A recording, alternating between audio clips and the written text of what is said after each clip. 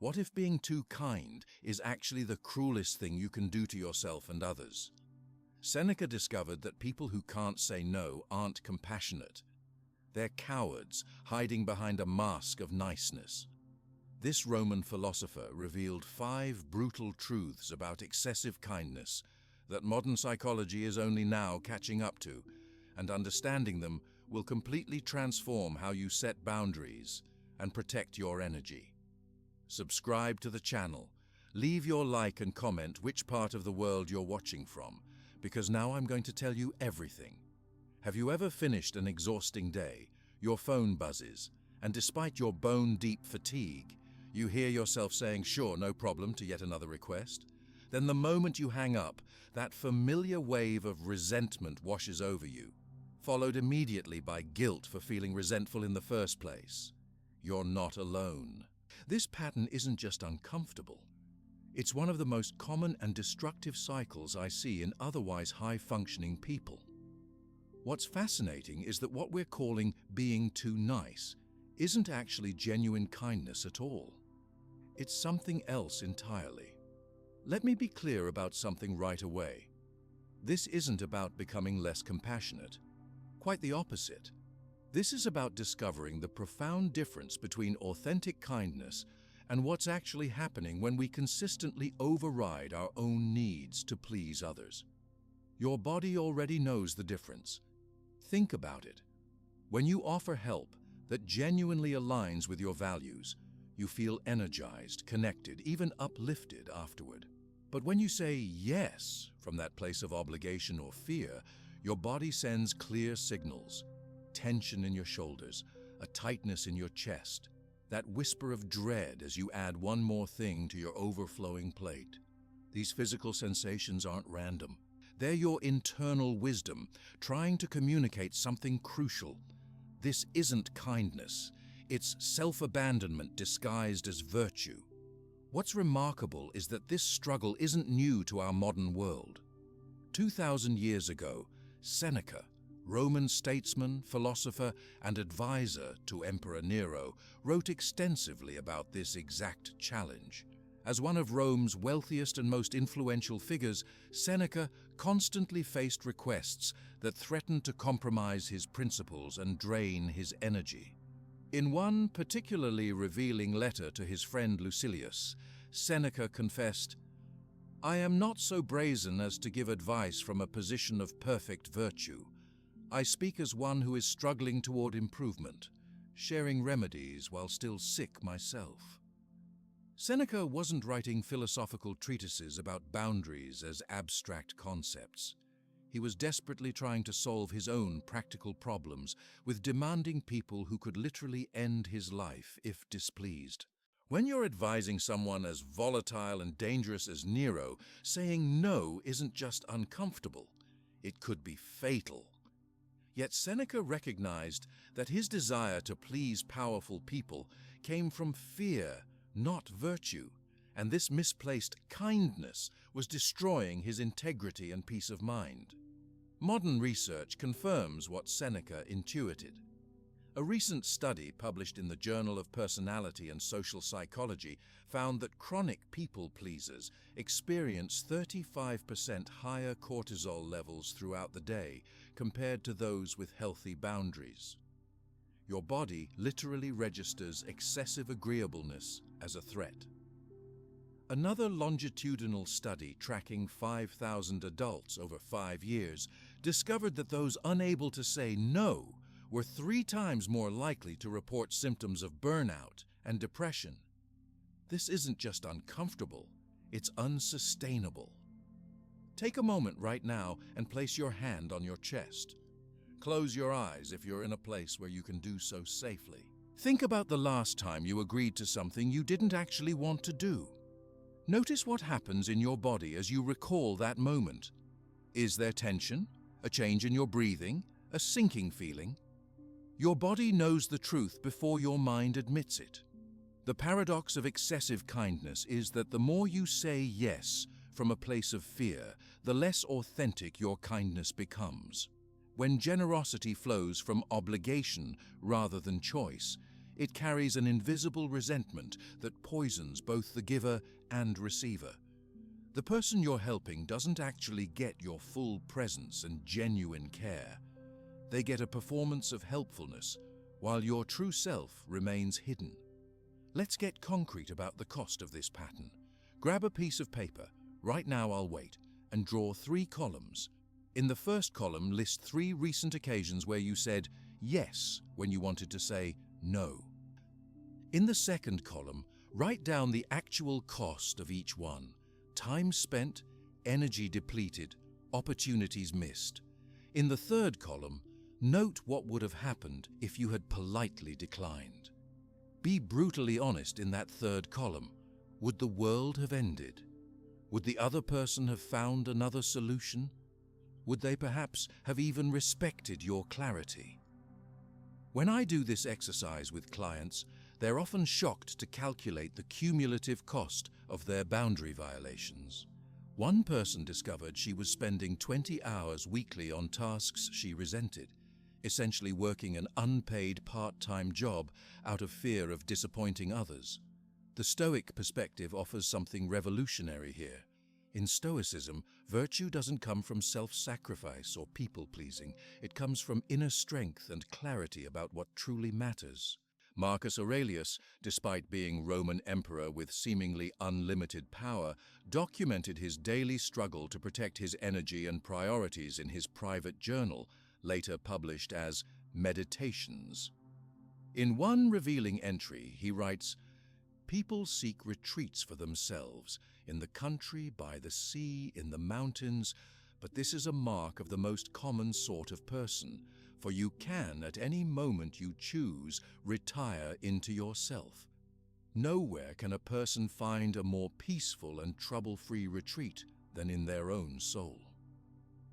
Even as the most powerful man in the world, Marcus struggled to set boundaries and protect his time for reflection. If an emperor faced this challenge, how much more difficult must it be for us? Here's what's happening neurologically when you consistently override your needs. Your brain registers social rejection as physical pain in the same regions that process bodily injury. The fear of disapproval triggers your amygdala, your brain's alarm system, releasing stress hormones that override your rational thinking. This neurological hijacking explains why, despite promising yourself, "I'll say no next time," you find yourself automatically agreeing again when put on the spot. Your brain prioritizes avoiding the immediate pain of potential disapproval over your longer-term well-being. But there's immediate hope in a simple practice that interrupts this automatic pattern: the power of the 3-second pause. The next time someone makes a request, instead of responding immediately, take 3 full seconds of silence. This tiny pause activates your prefrontal cortex, the rational decision-making part of your brain, giving you space to choose your response rather than react from fear. Try this right now. Imagine someone asking you for a favor you don't want to do. Instead of your automatic "sure," practice taking 3 full seconds of silence. 1, 2, 3. Feel how this small space changes your relationship to the request. This simple pause is your first step toward freedom. It's the difference between living on autopilot and living with intention. Now, you might be wondering, what actually happens when I start setting healthy boundaries? Won't people be upset? Won't I damage relationships? This fear is natural, but largely unfounded. Research from the University of California shows that when people begin setting clear boundaries, their relationships tend to sort into 3 categories. Some grow stronger through new authenticity, some adapt to the new dynamic, and some naturally fall away. The relationships that deepen are the ones with people who actually care about your well-being, not just what you can do for them. As one client told me, when I started setting boundaries, my closest friend said, "I finally feel like I know the real you." I realized I'd been denying others the opportunity to love the authentic me by always showing up as who I thought they wanted. The Stoics would recognize that relationships that cannot survive your healthy boundaries were imprisoning you, not supporting you.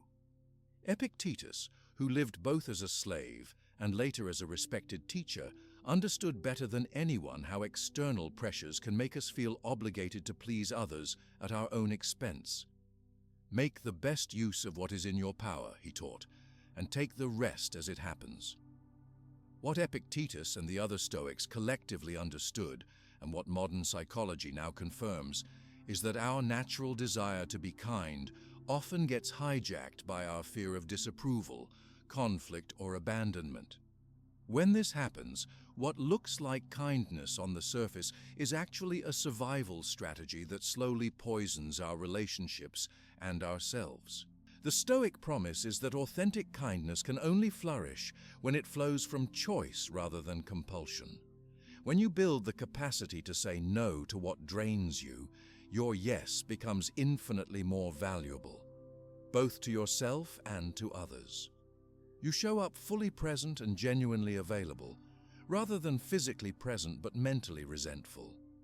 Remember that this transformation isn't about becoming less kind, it's about becoming more authentic. The people who truly matter in your life don't want your depleted compliance. They want your genuine presence, which can only come when you honor your own boundaries. As we continue this journey together, I'll share 5 specific Stoic techniques that will transform how you protect your energy and set healthy boundaries. These aren't just philosophical concepts. They're immediate practices that distinguish the wise from those who lived as prisoners of others' expectations. But there exists a specific technique that Seneca used when he felt the pressure to please powerful people who could literally end his life. It's a clarity tool that distinguishes, in seconds, between genuine kindness and fear-based compliance. The technique that Seneca developed to distinguish virtue from fear works like this. Whenever someone asks you for something, pause and ask yourself one simple question. Am I saying yes because I genuinely value this person and this request, or am I saying yes because I fear their disapproval? This single question cuts through the confusion that keeps so many of us trapped in cycles of resentment and exhaustion. Think about it. When Seneca advised Emperor Nero, he wasn't facing simple social awkwardness if he declined a request. He was potentially risking his life. In one of his letters, Seneca describes a situation where Nero asked him to help frame an innocent rival. The request came with all the trappings of opportunity: imperial favor, potential rewards, the appearance of loyalty. But Seneca applied this clarity technique and recognized his motivation would be pure fear, not virtue. Though it risked his position, he found a diplomatic way to decline. What Seneca understood, and what can transform your daily life, is that our motives matter more than our actions. A yes given from fear creates an entirely different energetic reality than a yes given from authentic value. Try this experiment for the next 24 hours. Carry a small notebook or use your phone to track every single time you agree to something. Next to each item, write down your true motivation. Was it genuine desire to help? Was it fear of conflict? Was it guilt? Was it habit? This awareness exercise alone can be revolutionary. One of my clients discovered that out of 17 agreements she made in a single day, 14 came from fear rather than choice. Through working with thousands of people, I've identified 4 false motivations that frequently disguise themselves as kindness. The first is fear, specifically fear of rejection, disapproval, or conflict. The second is guilt, the belief that you're somehow responsible for others' happiness or problems. The third is identity. I'm the helpful one, or I'm the person everyone can count on. The fourth is simply habit. You've said yes so automatically for so long that it feels strange to do otherwise. None of these motivations create authentic kindness. They create performance of kindness, which leaves both you and the other person subtly shortchanged.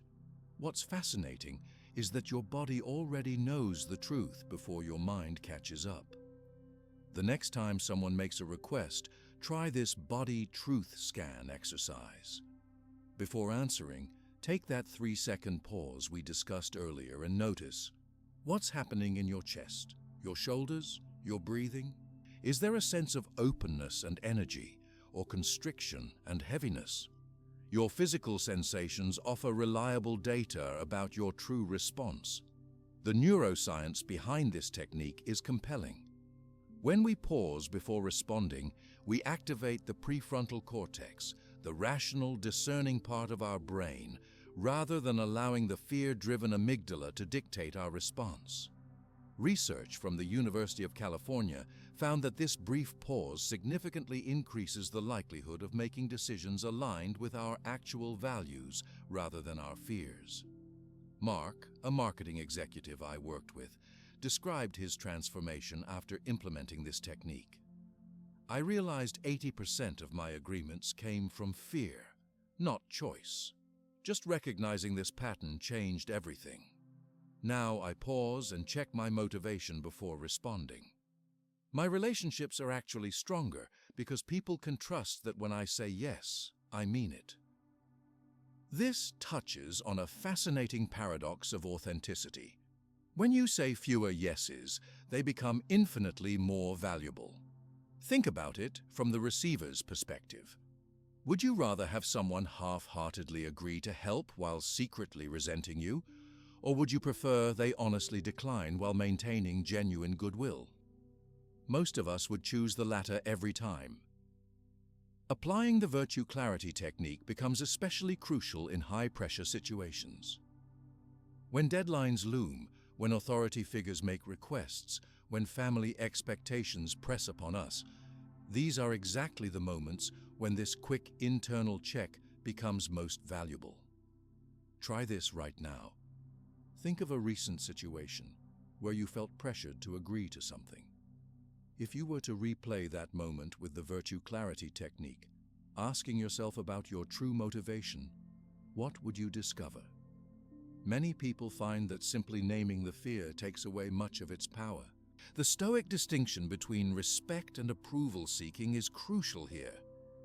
Epictetus clearly differentiated between treating others with genuine respect, a virtue, and shaping our actions to gain their approval, a vice. If you ever find yourself turning outward to seek the approval of others, he taught, know that you have lost your purpose in life. This distinction transforms how we navigate relationships. Respecting someone means honoring their inherent dignity while maintaining your own boundaries. Seeking approval means compromising your boundaries to win their favor. One creates authentic connection, the other creates codependence. To make this technique even more powerful, I recommend creating your own personalized virtue clarity filter, a set of quick questions tailored to your specific patterns. For example, if you tend to overcommit at work, your filter might include, would I still say yes if no one knew I did this task? Or would I advise someone I love to take this on in my circumstances? One executive I worked with created a simple 3-part filter. Do I have the capacity? Does this align with my priorities? Am I the right person for this? These questions helped her quickly distinguish between opportunities worth pursuing and distractions disguised as obligations. What's most remarkable about this technique is how it simultaneously strengthens authentic relationships while naturally dissolving toxic ones. When you begin responding from genuine value rather than fear, people who appreciate the real you will draw closer, while those who were simply exploiting your inability to say no will naturally fall away. Sarah, a teacher and single mother, shared, after using the virtue clarity technique for 3 months, I realized one friendship was entirely based on me saying yes to everything she wanted. When I started being honest about my capacity, she gradually disappeared from my life. It hurt at first, but I now have energy for friendships that actually nourish me. Of course, implementing this practice will face resistance, both from others and from within yourself. When you've established a pattern of always saying yes, any change will create ripples. Some people may express disappointment or even try to make you feel guilty for your new boundaries. The key to navigating this resistance lies in understanding that other people's reactions belong to them, not to you. As Epictetus taught, when someone seems upset with you, remember that they are upset with their own interpretation, not with you. Your responsibility is to be clear and respectful, not to manage others' emotions about your boundaries. Internal resistance can be even more challenging. You might hear inner voices saying, "Who do you think you are to say no?" Or, "You're being selfish." This is where another Stoic practice becomes valuable: the examination of beliefs. Ask yourself, is it true that setting boundaries makes me selfish? According to whom? What evidence do I have either way? Marcus Aurelius regularly examined his beliefs this way, writing, "If you are distressed by anything external, the pain is not due to the thing itself, but to your estimate of it, and this you have the power to revoke at any moment." Let's create your own personalized version of the virtue clarity technique right now. Think about the specific situations where you most often find yourself saying yes when you want to say no. Is it with certain people, in specific contexts, around particular types of requests? Now, craft 2 or 3 questions that would help you quickly distinguish between fear-based compliance and value-based generosity in those situations. Write these questions down somewhere you'll see them regularly, perhaps as a note in your phone or on a small card in your wallet. Commit to using this personalized filter before responding to requests for the next week. You might be amazed at how this simple practice begins to transform your relationship with kindness. The beauty of the virtue clarity technique is that it doesn't require you to become someone else. It simply reveals who you already are beneath the layers of people-pleasing. As Seneca wrote, "Each day acquire something that will fortify you against poverty, against death, indeed against other misfortunes as well." This practice fortifies you against the poverty of living from fear rather than virtue. Remember that this is a practice, not a perfection. There will be times when you forget to pause, when you slip into automatic yes saying. The Stoics understood that progress comes through consistent effort, not flawless execution. As Epictetus taught, if you wish to improve, be content to be thought foolish and simple. The transformation happens gradually, one conscious response at a time. But over weeks and months, you'll discover that what once required deliberate effort eventually becomes your natural way of being. The gap between your authentic self and your external actions narrows until there's no performance left, only presence. And here's the most beautiful part. As you get clearer about when to say no, your yeses become infused with genuine energy and commitment. People begin to trust not just what you say, but that you mean what you say. Your word develops weight. Your presence carries authenticity. Your kindness flows from choice rather than compulsion.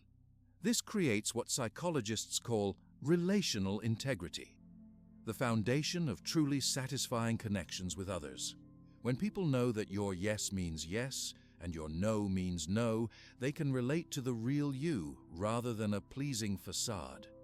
Think about how refreshing it is when someone gives you a clear, kind no rather than a reluctant, resentful yes.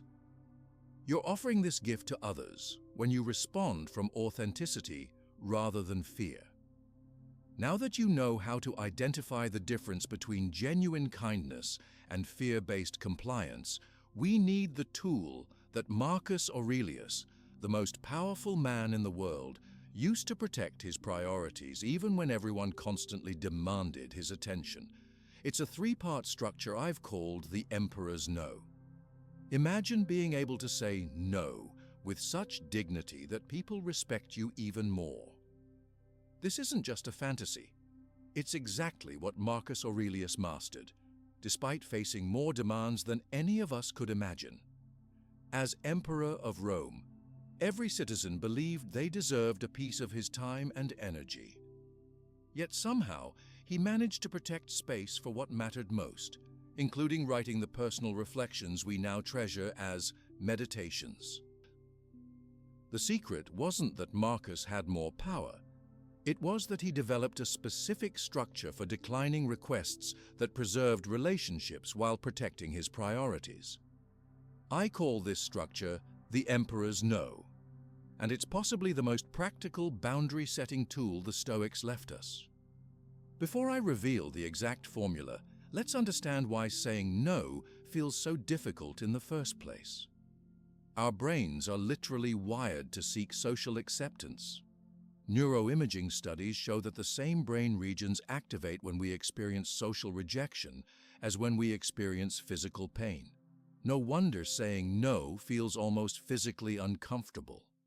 But here's where Marcus Aurelius would challenge us. In his private journal, he reminded himself, "You have power over your mind, not outside events. Realize this, and you will find strength."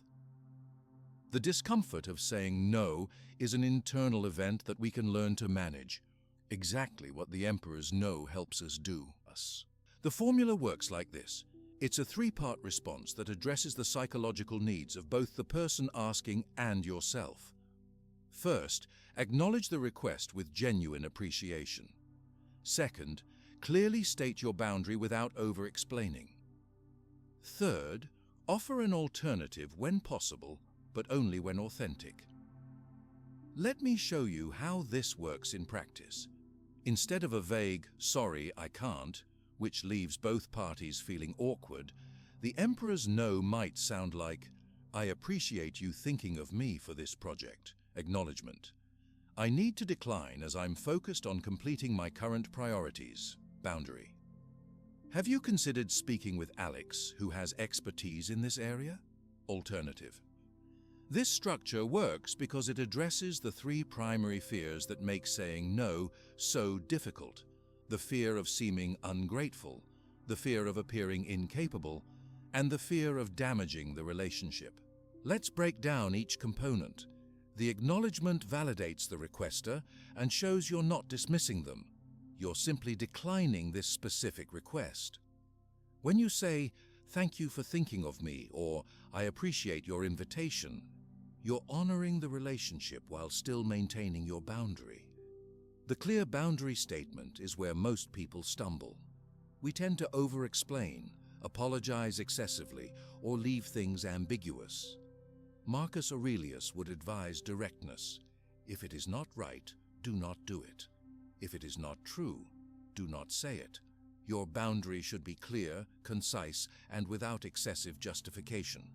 The alternative, when appropriate, transforms your no from a dead end into a redirection. This isn't always necessary or possible, but when genuine, it demonstrates goodwill and maintains connection. A recent study in the Journal of Consumer Research found that this three-part structure was rated as more respectful and acceptable than either a simple no or an apologetic, explanation-heavy refusal. The researchers concluded that brief acknowledgement followed by a clear boundary strikes the optimal balance between politeness and assertiveness. Now, let's practice creating your own Emperor's No responses for common situations. Take out your phone or grab a piece of paper and let's craft responses for these scenarios. For work requests, "Thanks for considering me for the committee." Acknowledgement. "I'm unable to take on additional projects right now." Boundary. "James has mentioned interest in this area and might be available." Alternative. For social invitations, "I really appreciate you including me." Acknowledgement. "I'm protecting my weekend for family time." Boundary.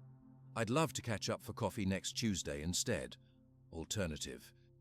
For family obligations, "Thank you for thinking of me for organizing the reunion." Acknowledgement. "I won't be able to take the lead on planning this year." Boundary. "I'm happy to contribute by handling the photo collection." Alternative. Notice that none of these responses include excessive apologies or elaborate explanations. As Epictetus taught, it is better to do a little well than a great deal imperfectly. Your no should be a complete sentence, not the beginning of a negotiation. Sarah, a nurse and single mother, shared, "Before learning the emperor's no, I would either say yes and resent it, or say no and feel terrible guilt. This structure gives me a middle path. I can decline without the emotional hangover." Let's dive deeper into what makes this structure so powerful. When you acknowledge the request first, you're addressing what psychologists call the need for recognition. Everyone wants to feel seen and valued. By starting with acknowledgement, you satisfy this need even as you decline the request itself. The clear boundary protects what the Stoics considered most precious: your agency and integrity. Marcus Aurelius constantly reminded himself, "Very little is needed to make a happy life. It is all within yourself in your way of thinking." By clearly stating your limits, you reclaim control over your most valuable resource, your time and energy. The optional alternative addresses our natural desire for solution finding. By offering another possibility, when appropriate, you transform what could feel like rejection into collaboration.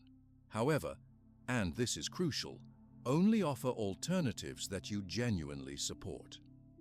An inauthentic recommendation undermines the integrity of your boundary.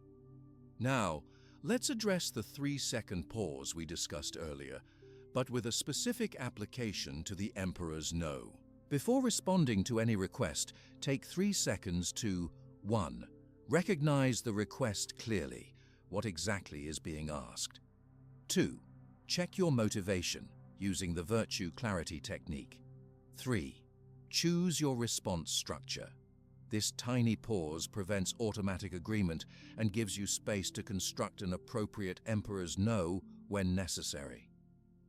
Let's try this right now. Think of a recent request you received that you should have declined. Imagine that moment again, but this time, insert the 3-second pause. Now craft an emperor's no response using the 3-part structure. Take 30 seconds to actually write this down or type it into your phone. How does this response feel compared to what you actually said? Most people report feeling a sense of clarity and dignity with this structure that was missing from their original flustered response or reluctant agreement. Of course, the emperor's no will face resistance, both from others and from within yourself. When you've established a pattern of always saying yes, any change creates ripples. Some people may express disappointment or even try to make you feel guilty for your new boundaries. The key to navigating this resistance lies in what Epictetus called the dichotomy of control, understanding what belongs to you and what doesn't. Your responsibility is to communicate your boundary with clarity and respect. How others respond to that boundary belongs to them, not to you. As Marcus Aurelius wrote, "When you wake up in the morning, tell yourself, 'The people I deal with today will be meddling, ungrateful, arrogant, dishonest, jealous, and surly.'" While this might sound pessimistic, it's actually liberating. It prepares you for potential negative reactions without taking them personally. One client, a team leader, shared his experience. "The first time I used the emperor's no with my boss, she looked surprised, but then simply said, 'Okay, thanks for being clear.' I had created this whole disaster scenario in my head that never materialized. Now I use this structure regularly, and people actually seem to respect me more, not less." This points to a fascinating paradox. Clear boundaries often create more respect, not less. When you consistently communicate your limits with dignity, you teach others how to treat you. As Seneca advised, set aside a certain number of days during which you shall be content with the scantiest and cheapest fare, with coarse and rough dress, saying to yourself the while, "Is this the condition that I feared?" Let's address a common concern. But what if I need to say no to someone in authority over me? This is where the structure proves most valuable. The emperor's no is respectful yet clear, acknowledging the person's position while still protecting your essential boundaries. For example, with a manager, "I appreciate you trusting me with this project." Acknowledgement: "I need to let you know that taking this on would compromise the quality of my current deliverables." Boundary: "I could help with the initial planning phase or possibly take this on after the current project is complete next month." Alternative: "This structure works across power dynamics because it balances respect with clarity." Even Marcus Aurelius, despite being emperor, had to set boundaries with the Senate, military generals, and family members who all had expectations of him.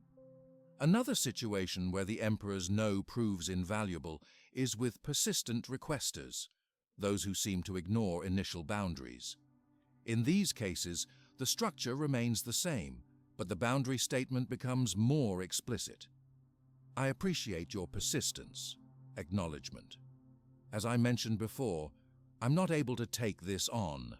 Boundary: "This is a final decision, so I encourage you to pursue other options." Alternative: "So, the consistency of your response reinforces your boundary without escalating conflict. As Epictetus taught, it is not what happens to you, but how you respond to it that matters." The digital world presents unique boundary challenges that even the Stoics never imagined. Yet the emperor's no adapts perfectly to email, messaging, and social media requests. The structure provides a template for clear, respectful digital boundaries that prevent the endless cycle of obligation that technology often creates. For example, in response to after-hours work emails: "Thanks for sharing this project update." Acknowledgement: "I check emails during business hours and will respond tomorrow." Boundary: "For urgent matters, please call my phone." Alternative: This digital application of the emperor's no is particularly powerful because written communication lacks the non-verbal cues that sometimes soften verbal boundaries. The three-part structure ensures your message conveys respect alongside clarity. Remember that implementing the emperor's no is a practice, not a one-time event. As Marcus Aurelius reminded himself, every hour focus your mind attentively on the performance of the task in hand, with dignity, human sympathy, benevolence, and freedom, and leave aside all other thoughts. Start with low-stakes situations where the emotional consequences of saying no feel manageable. Perhaps decline a minor request from a colleague or set a small boundary with a friend. As you experience the positive results of clear communication, gradually apply the structure to more challenging situations. Let's create your personalized Emperor's No templates right now. Identify 3 common scenarios where you struggle to maintain boundaries. For each one, write a complete 3-part response that you can adapt as needed. Having these templates ready prevents in-the-moment capitulation when requests arise. David, a consultant who struggled with client scope creep, shared, "Having my Emperor's No templates prepared in advance completely changed my client interactions. Instead of getting flustered and agreeing to extra work, I can calmly respond with my prepared structure. My business is finally profitable because I can maintain my scope boundaries." The Emperor's No isn't just a communication technique, it's a physical practice as well.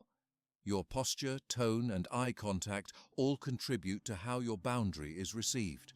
Practice delivering your prepared responses while standing tall, speaking clearly, and maintaining comfortable eye contact. This physical alignment reinforces your verbal boundary.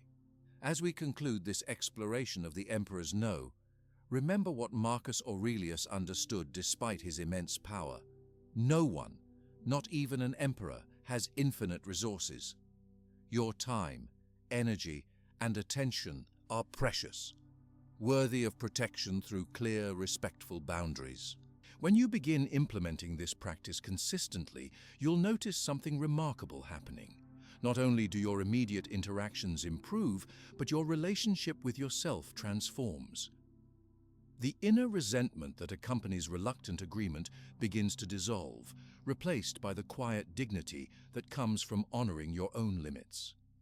As one participant shared after 6 weeks of practicing the Emperor's No, "I used to think setting boundaries would make people like me less.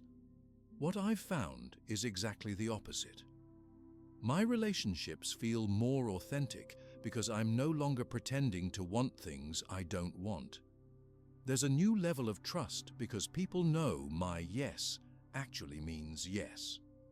Epictetus understood this when he taught that true freedom comes not from having unlimited options, but from making clear choices aligned with our values. The Emperor's No gives structure to those choices, allowing you to decline with dignity while preserving connection. But protecting your boundaries requires more than just a communication structure. You need a fundamental shift in how you view your energy and attention. This brings us to what Epictetus understood deeply. Your energy is your most valuable currency. The resource allocation principle treats your time and energy with the same strategic care a wise ruler would manage vital supplies during a drought. Epictetus understood something that many of us have forgotten. Your energy is your most precious currency. Think about it. When you're depleted, nothing else matters.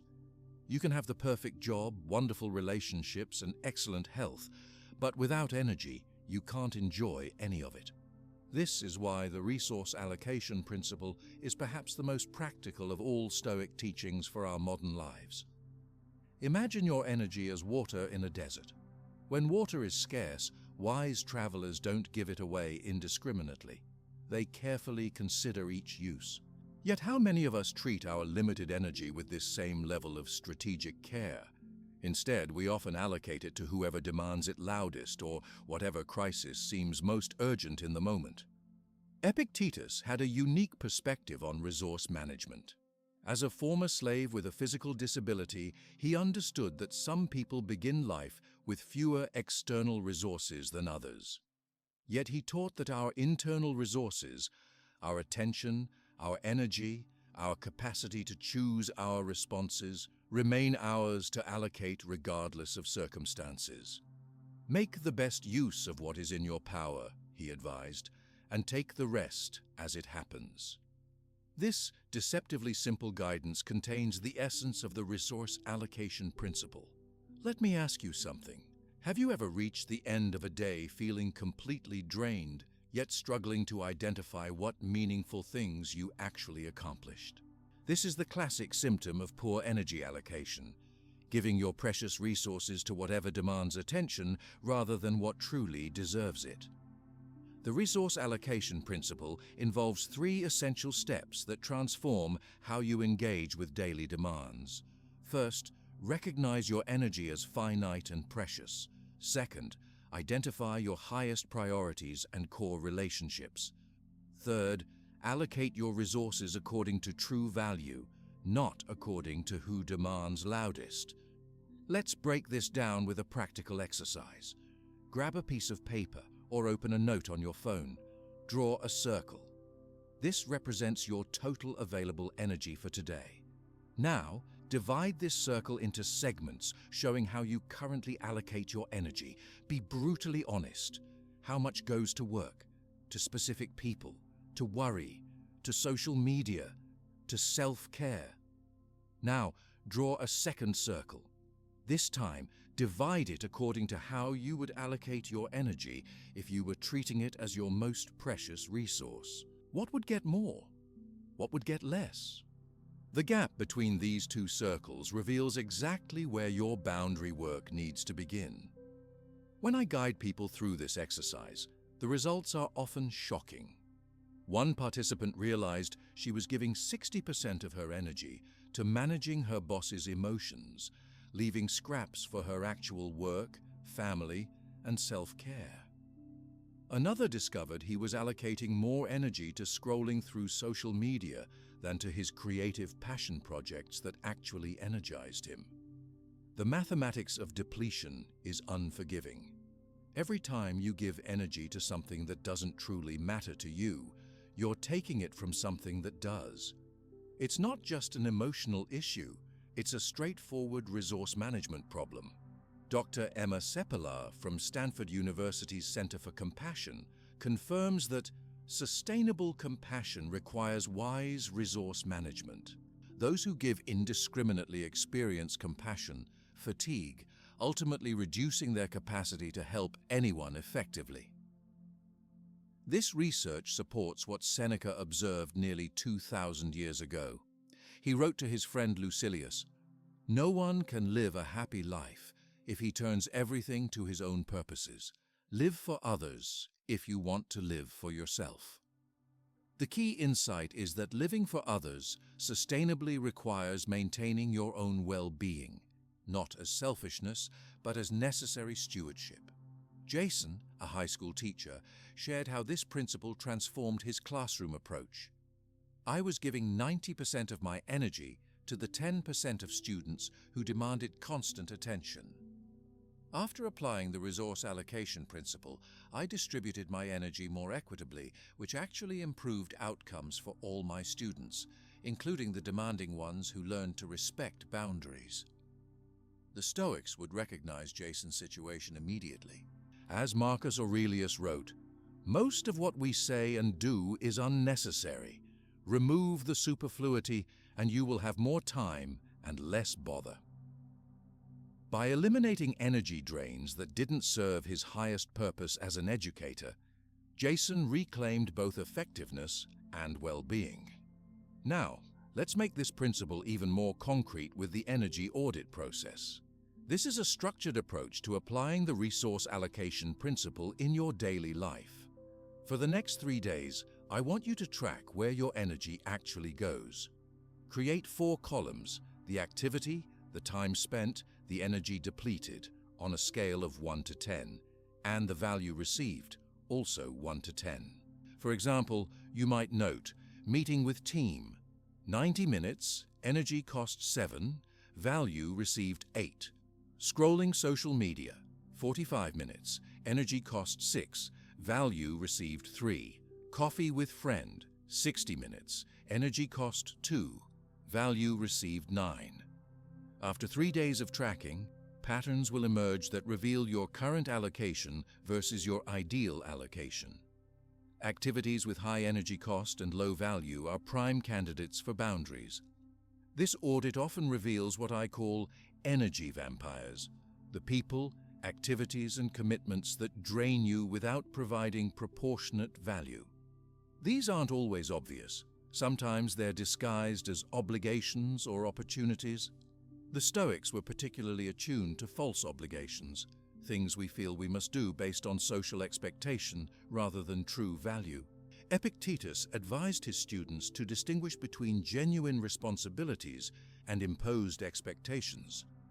Remember that you are an actor in a play, which character it may please the director to assign you.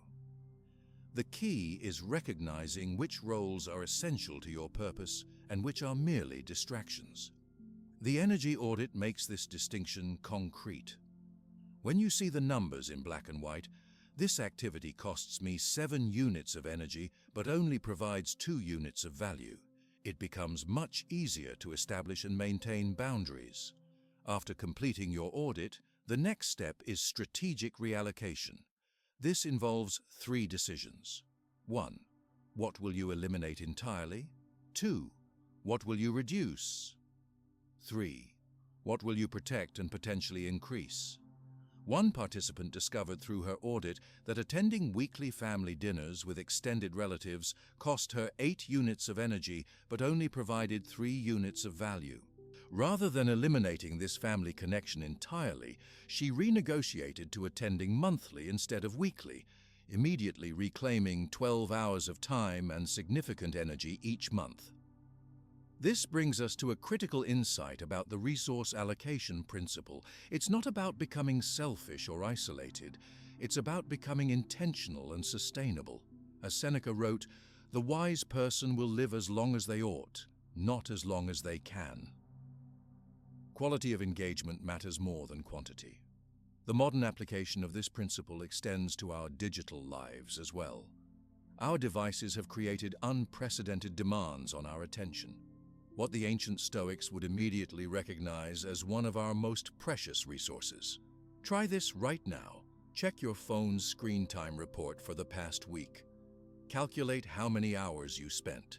Now ask yourself, if this were any other activity consuming this much time, would you consider it a good investment of your limited life energy?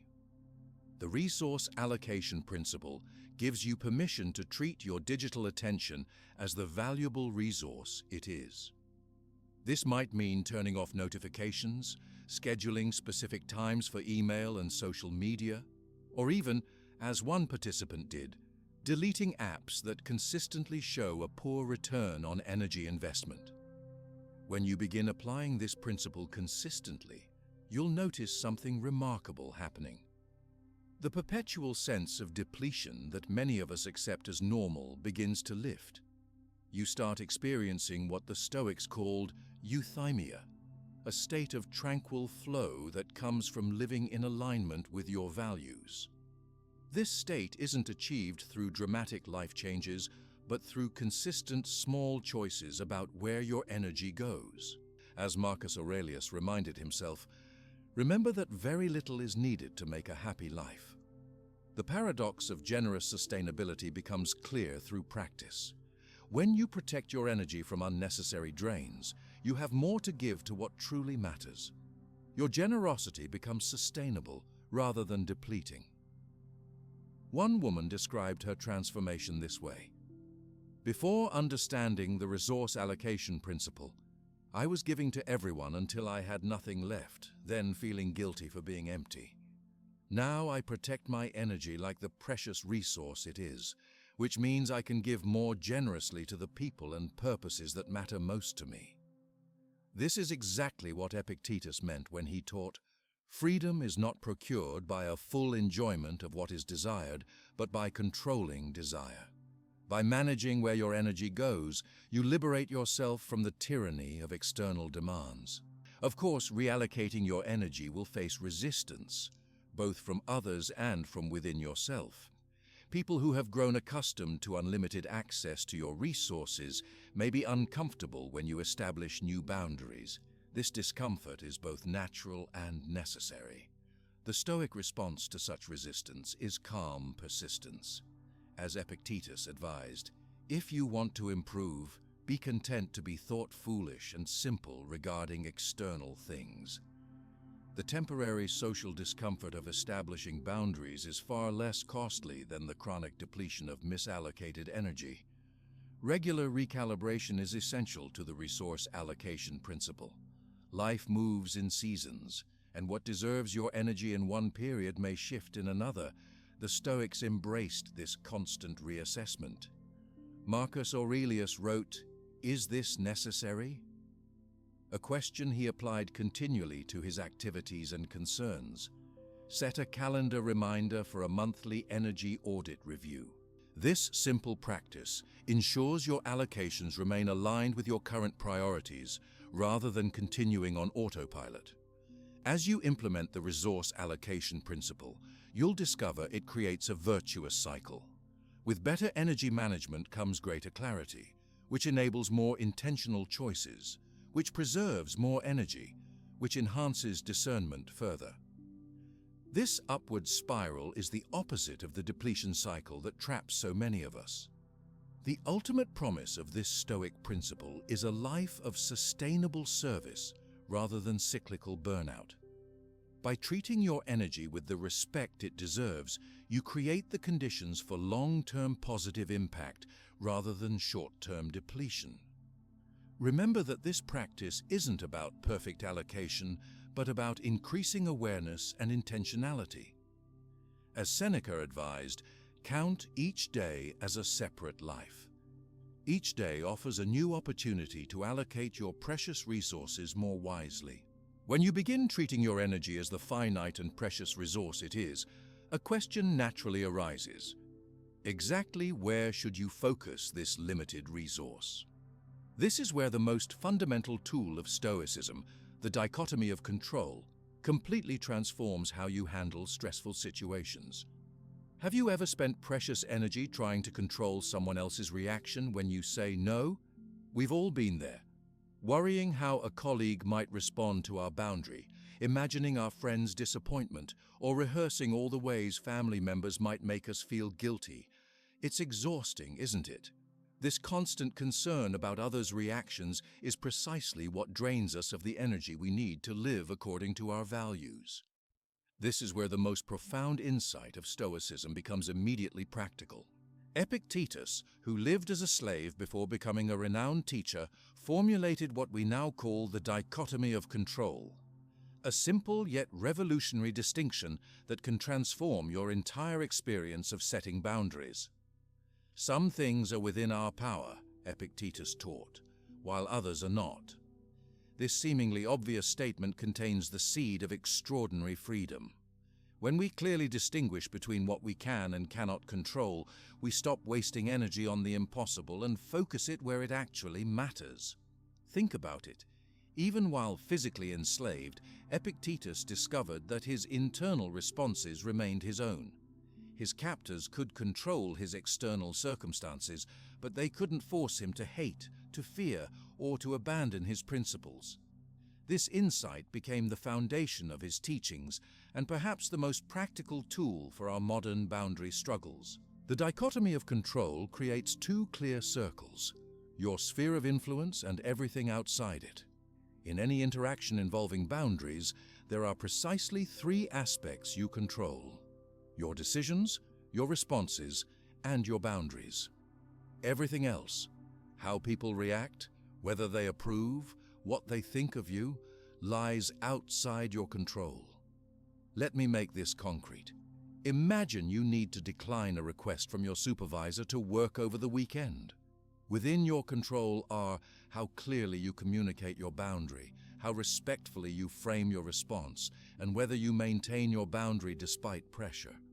Outside your control are your supervisor's emotional reaction, whether they hold it against you or if they find someone else to complete the task.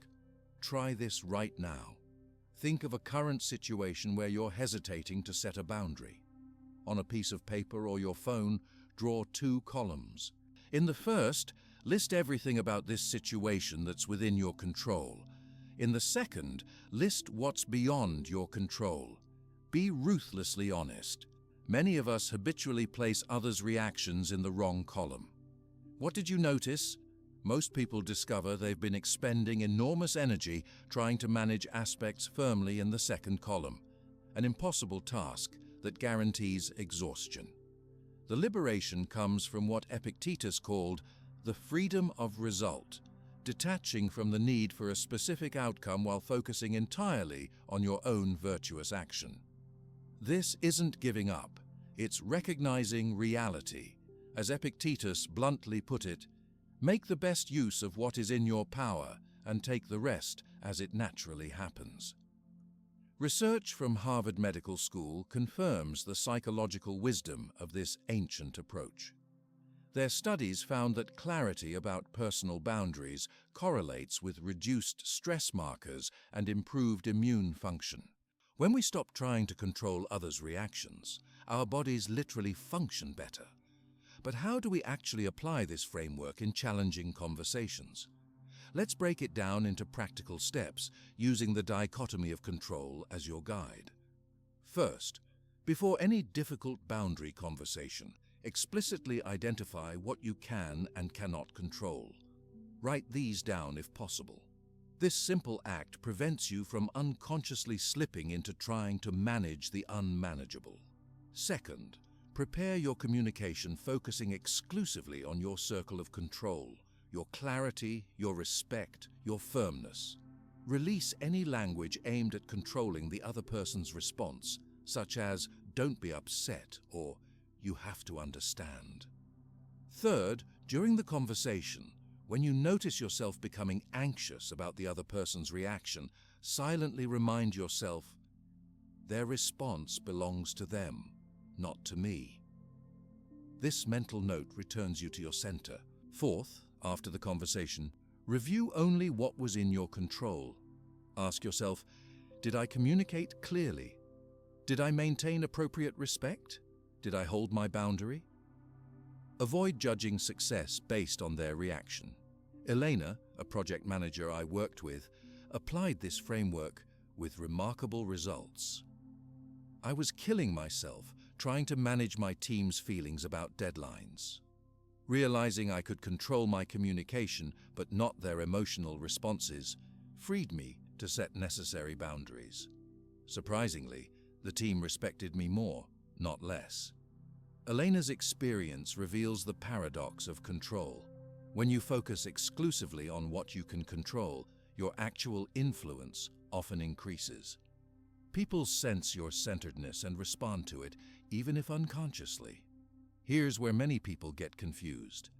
They mistake setting boundaries for controlling others.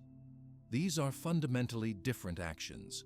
Setting a boundary is deciding what you will accept and how you will respond, completely within your control.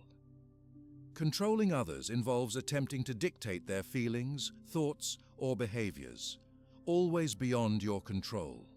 For example, saying, "I don't take work calls after 6 in the evening," is setting a boundary within your control. Saying, "You shouldn't call me after 6 because it's inappropriate," attempts to control someone else's standards beyond your control. Try rephrasing one of your boundaries right now to ensure it focuses solely on what you control. Instead of, "You need to stop interrupting me," try, "When I'm interrupted, I'll pause the conversation until I can finish my thought." The dichotomy of control becomes especially powerful when facing rejection or disapproval for your boundaries. Imagine setting a limit with someone who responds with disappointment or even anger. Without this framework, such reactions often send us into people-pleasing backpedaling. But with the Stoic understanding firmly in place, you can acknowledge their feelings without abandoning your boundary. As Marcus Aurelius advised himself, when you wake up in the morning, tell yourself, "The people I deal with today will be meddling, ungrateful, arrogant, dishonest, jealous, and surly." This isn't pessimism, it's preparation.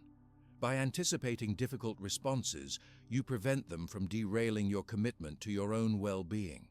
The power of acceptance forms the other half of this practice. For aspects beyond your control, the Stoics advocated what might seem counterintuitive: complete acceptance. Not resignation or helplessness, but clear-eyed recognition of reality as it is. Epictetus taught this through a simple metaphor. Remember that you are an actor in a play, of such a kind as the author pleases to make it. We don't write all the parts in our life's story, but we do have complete authority over how we perform our own role. Try this brief meditation right now. Think of something you've been trying to control that actually belongs to someone else: their opinion of you, their reaction to your boundary, their choices. Take a deep breath and silently say, "This belongs to them, not to me. I release any attempt to control it." Notice how your body responds to this release. For many people, this simple acknowledgement creates an immediate sense of lightness. The energy previously spent trying to manage the unmanageable becomes available again. To make this framework even more practical, I recommend identifying your specific control confusion zones, those areas where you habitually overstep into trying to manage what isn't yours. Common examples include other people's emotions, trying to ensure no one feels disappointed; others' opinions of you, shaping your actions to control their thoughts; outcomes of situations, needing things to resolve in a specific way; others' priorities, feeling responsible when they don't value what you value. By naming your particular pattern, you can catch yourself more quickly when you begin to slip into trying to control what can't be controlled. Thomas, an attorney, shared his realization. "I discovered my control confusion was around being seen as competent. I would exhaust myself trying to manage everyone's perception of me.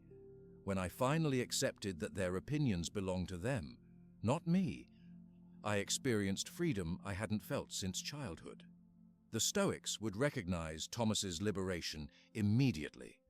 As Seneca wrote, The greatest obstacle to living is expectancy, which hangs upon tomorrow and loses today. When we release the expectation of controlling others' reactions, we reclaim the present moment. Of course, implementing this distinction isn't a one-time event, but an ongoing practice. Even Marcus Aurelius, despite being Emperor of Rome, had to remind himself daily of what was and wasn't in his control. His private journal entries show him repeatedly returning to this fundamental principle. The beauty of this practice is that it grows stronger through challenges. Each time you face disapproval for a boundary and maintain your center by remembering the dichotomy of control, you build what the Stoics called the inner citadel, a place of calm strength that external circumstances cannot breach. Remember that this framework isn't about becoming cold or disconnected from others. Rather, it creates the conditions for more authentic connection. When you stop trying to manage others' emotions and responses, you can be fully present with them as they actually are, not as you need them to be. This brings us full circle to our discussion of boundaries. The dichotomy of control doesn't just make boundary setting possible, it makes it sustainable. By focusing exclusively on what you can control while accepting what you cannot, you develop the resilience to maintain boundaries even when faced with resistance. As you move forward with implementing this practice, remember Epictetus's advice. Don't explain your philosophy, embody it. People will notice the change in you, the calm clarity that comes from knowing exactly what is and isn't yours to manage. Understanding the dichotomy of control is transformative, but knowledge alone rarely survives the test of real pressure. That's why Seneca developed a powerful mental rehearsal technique to strengthen your resolve before facing challenging situations, a practice that literally trains your brain to maintain boundaries even under intense stress. Seneca practiced something revolutionary before any challenging situation. He would mentally rehearse the worst possible outcomes and prepare his responses in advance. This wasn't pessimism, it was strategic preparation. Think about it. Professional athletes visualize their performance before competing. Military strategists run scenarios before missions. But somehow, when it comes to our personal boundaries, we often walk into difficult situations completely unprepared. This Stoic practice, called premeditatio malorum, or the premeditation of evils, is like a mental vaccine against the panic that often causes us to abandon our boundaries under pressure.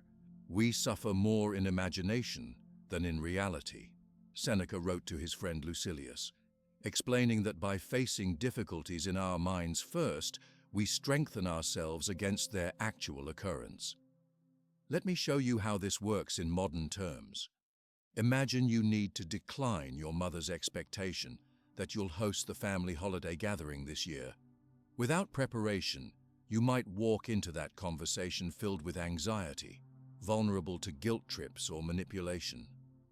But with the Stoic rehearsal technique, you'd spend time visualizing various challenging responses she might have, disappointment, anger, bringing up past obligations, and prepare composed, compassionate responses to each. This isn't just philosophical theory. The neuroscience behind this practice is fascinating. When you vividly imagine maintaining your boundaries during difficult conversations, your brain creates neural pathways similar to those formed during actual experience.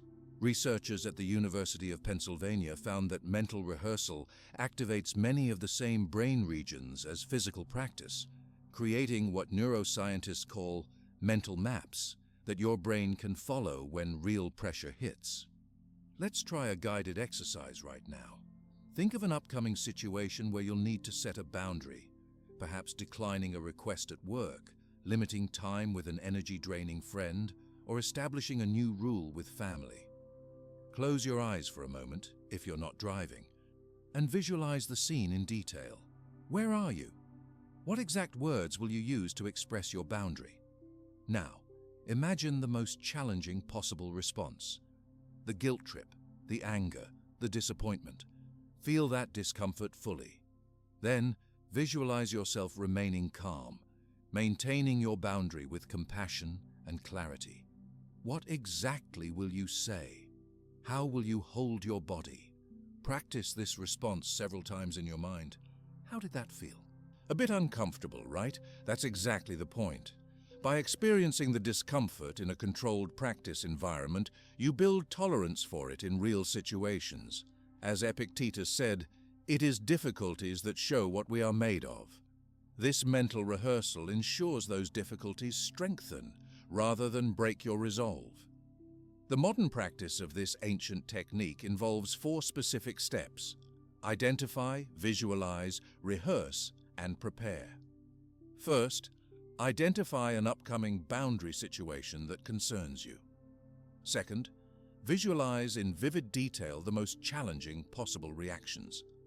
Third, mentally rehearse maintaining your boundary with calm compassion despite these challenges. Fourth, prepare specific phrases you'll use regardless of pressure. The research supporting this approach is compelling. A study at the University of Pennsylvania found that participants who used mental rehearsal techniques were 72% more likely to follow through on difficult decisions when faced with opposition. The researchers concluded that pre-experiencing emotional challenges significantly reduces in-the-moment anxiety, allowing access to higher reasoning functions even under stress. David, a consultant who struggled with client scope creep, shared his experience. "I used to cave whenever clients pushed back on my boundaries. After practicing the premeditatio technique, I was prepared for their objections. I delivered my practiced responses calmly instead of panicking and giving in. My business is finally profitable because I can maintain my boundaries even when faced with disappointment or pressure." What makes this technique so powerful is that it addresses the fundamental reason most boundaries fail: our unprepared emotional response to pushback. When someone expresses disappointment, anger, or manipulation in response to our boundary, our untrained reaction is often to abandon our limits to relieve the immediate discomfort. The Stoic rehearsal technique breaks this pattern by pre-experiencing and preparing for that discomfort. Let's create what I call a boundary script for situations you frequently encounter. Take out your phone or a piece of paper and identify a recurring, challenging boundary situation. Perhaps a co-worker who consistently interrupts you, a friend who always runs late, or a family member who makes unsolicited comments about your life choices. Now write down: 1. Your clear, compassionate boundary statement. 2. 3 potential challenging responses you might receive. 3. Your prepared response to each challenge. For example, if your boundary is, "I don't discuss my weight or diet at family gatherings," challenging responses might include guilt, "I'm just concerned about your health," comparison, "Everyone else is fine talking about it," or dismissal, "You're being too sensitive." For each, prepare a specific rehearsed response that maintains your boundary without escalation. This script becomes your foundation for mental rehearsal. Practice it daily for just 3 minutes before the actual situation arises. The key is repetition. Professional athletes don't visualize their performance once. They do it hundreds of times until the desired response becomes automatic. The paradox of preparation is that anticipating difficulties actually reduces anxiety rather than increasing it. As Marcus Aurelius advised, "When you wake up in the morning, tell yourself, 'The people I deal with today will be meddling, ungrateful, arrogant, dishonest, jealous, and surly.'" This isn't pessimism. It's preparation that prevents surprise and disappointment when people behave imperfectly. It's important to distinguish between productive premeditatio and unproductive catastrophizing. The difference lies in the outcome focus. Catastrophizing spirals into what-if scenarios without solutions, increasing anxiety. Stoic rehearsal always includes your empowered response, building confidence instead of fear. As you practice, keep asking, "Am I preparing useful responses or just worrying?" The application of this technique extends beyond individual conversations to entire categories of boundary challenges. One participant created what she called a boundary response library, prepared phrases for common situations like requests for free professional advice, intrusive personal questions, or pressure to attend unwanted social events. Having this mental library available meant she never had to formulate responses under pressure. For family situations, which often present the most emotionally charged boundary challenges, the premeditatio technique is particularly valuable. The deep emotional bonds and established patterns in families can make boundary setting especially difficult. One person shared how he mentally rehearsed holiday boundary conversations for 10 minutes daily for 2 weeks before a family gathering. "For the first time in my adult life," he reported, "I maintained my boundaries through the entire visit without either caving or creating conflict." The distinction between anxious rumination and productive premeditation is crucial here. Rumination involves repeatedly worrying about potential problems without reaching solutions. The Stoic practice always moves toward prepared action.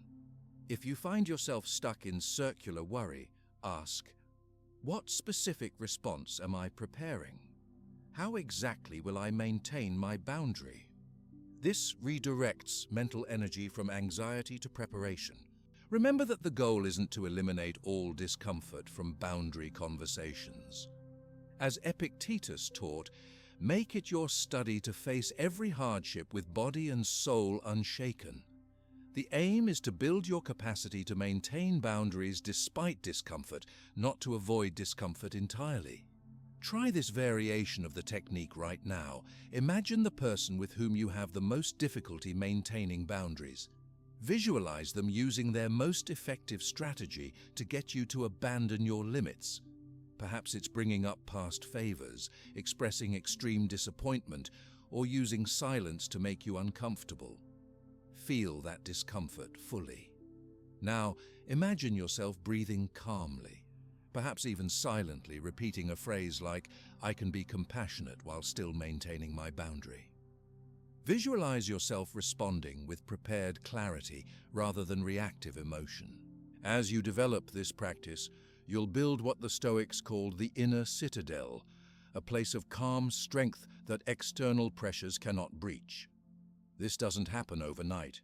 Even Seneca, who extensively documented this practice, acknowledged that he was still working on it himself. "I am not yet a wise man, nor shall I ever be. Do not require me to be equal to the best, but better than the wicked." The beauty of this technique is that it grows stronger with each application. Every time you successfully maintain a boundary after mental rehearsal, you build confidence for the next challenge. This creates an upward spiral of boundary capacity rather than the downward spiral of boundary erosion that many experience. One participant described this transformation eloquently. "After 6 months of practicing the premeditatio technique, I realized that my fear of others' reactions had diminished dramatically. Not because people reacted better than I expected, sometimes they didn't, but because I'd built the inner strength to handle whatever came my way." This brings us to an important truth about boundary setting that the Stoics understood deeply. The greatest challenge isn't usually other people's reactions. It's our own fear of those reactions. By repeatedly facing that fear in controlled mental practice, we diminish its power over our actual choices. As you implement this practice in your daily life, remember Epictetus's advice. First say to yourself what you would be, then do what you have to do. The premeditatio technique helps align your actions with your boundary intentions, closing the gap between what you know you should do and what you actually do under pressure. Now that you possess the Stoic tools for establishing boundaries, we need to face the reality that the Stoics deeply understood. You will inevitably falter and return to old patterns sometimes. This is where the Stoic recovery protocol enters, a radically different approach to the common cycle of guilt and abandonment. Have you ever set a firm boundary only to break it the very next day. Maybe you promised yourself you wouldn't check work emails after 8 in the evening, but then found yourself responding to your boss at midnight. Or perhaps you decided to stop lending money to that friend who never repays you, yet somehow ended up transferring funds again when they called with another crisis. This pattern is so common that the Stoics developed a specific approach for handling these inevitable moments of backsliding. And their perspective might surprise you. It's radically different from the shame spiral most of us fall into when we fail to maintain our boundaries. "Begin again without ambition," Marcus Aurelius wrote in his private journal after catching himself slipping back into old patterns. This wasn't just philosophical musing. It was a practical reminder that progress isn't about perfection, but about consistent return to our principles. The Emperor of Rome, with all his power and responsibility, still needed to remind himself to begin again when he faltered. This is the essence of what I call the Stoic Recovery Protocol, a 4-part approach to bouncing back when your boundaries break down. Rather than seeing boundary lapses as evidence of weakness or failure, the Stoics viewed them as inevitable parts of the learning process and opportunities for deeper practice. The first component of the protocol is self-compassion, a concept that might seem modern, but was actually embedded in Stoic practice. When Marcus Aurelius wrote, "Be tolerant with others and strict with yourself," he wasn't advocating harsh self-criticism. Rather, he understood that true growth requires honest self-assessment combined with patient self-acceptance. Try this right now. Think of a recent time when you failed to maintain an important boundary. Notice the thoughts that arise. Are they harsh and condemning? Now imagine speaking to a dear friend who had the exact same lapse. How would your tone change? This gap between how we treat others and how we treat ourselves reveals our opportunity for growth. The science on self-compassion is remarkably clear. Studies show that shame activates our threat response, shutting down the very brain regions we need for learning and growth. Compassion, by contrast, activates our care system, which enhances our capacity for change. When we respond to boundary lapses with shame, we literally biologically sabotage our ability to do better next time. The second element of the protocol is the learning review, a structured reflection that transforms mistakes from failures into data. Seneca regularly practiced this approach, writing, "I examine my entire day and go back over what I've done and said, hiding nothing from myself, passing nothing by." His goal wasn't self-punishment, but clear-eyed learning. To apply this yourself, when you notice you've broken a boundary, ask these 3 specific questions. What was happening just before I abandoned my boundary? Identify triggers. What was I feeling in my body at that moment? Recognize warning signs. What story was I telling myself that made it seem necessary to give in? Uncover limiting beliefs. This questioning transforms regret into research. Instead of thinking, "I messed up again," you start thinking, "I'm gathering valuable information about my patterns." One participant described his revelation, "I realized I always cave on boundaries right after getting a text from my mother. Just identifying this pattern gave me power over it. Now when she texts, I'm prepared for the boundary challenge that typically follows." The third component is recommitment without shame, returning to your boundary without the additional burden of self-criticism. Epictetus taught, "If you slip at any point, forgive yourself, pick yourself up and try again." This isn't permissiveness, it's pragmatic recognition that the path of improvement includes setbacks. Think about learning any skill, playing piano, learning a language, mastering a sport. No one expects perfection from the beginning, and progress includes plenty of mistakes.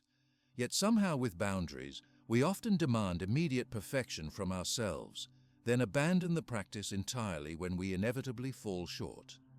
The Stoic approach says, expect lapses, plan for them, and create a simple recommitment practice that gets you back on track quickly. This might be as simple as a phrase you say to yourself, I'm learning, and I recommit now to my boundary. The key is immediacy. Don't wait until tomorrow or next week to begin again. As Seneca advised, every new beginning comes from some other beginning's end. The fourth and final element is immediate small corrective action, taking a concrete step, however tiny, that reestablishes your boundary. This component acknowledges what behavioral scientists have confirmed. Action creates momentum more effectively than intention alone.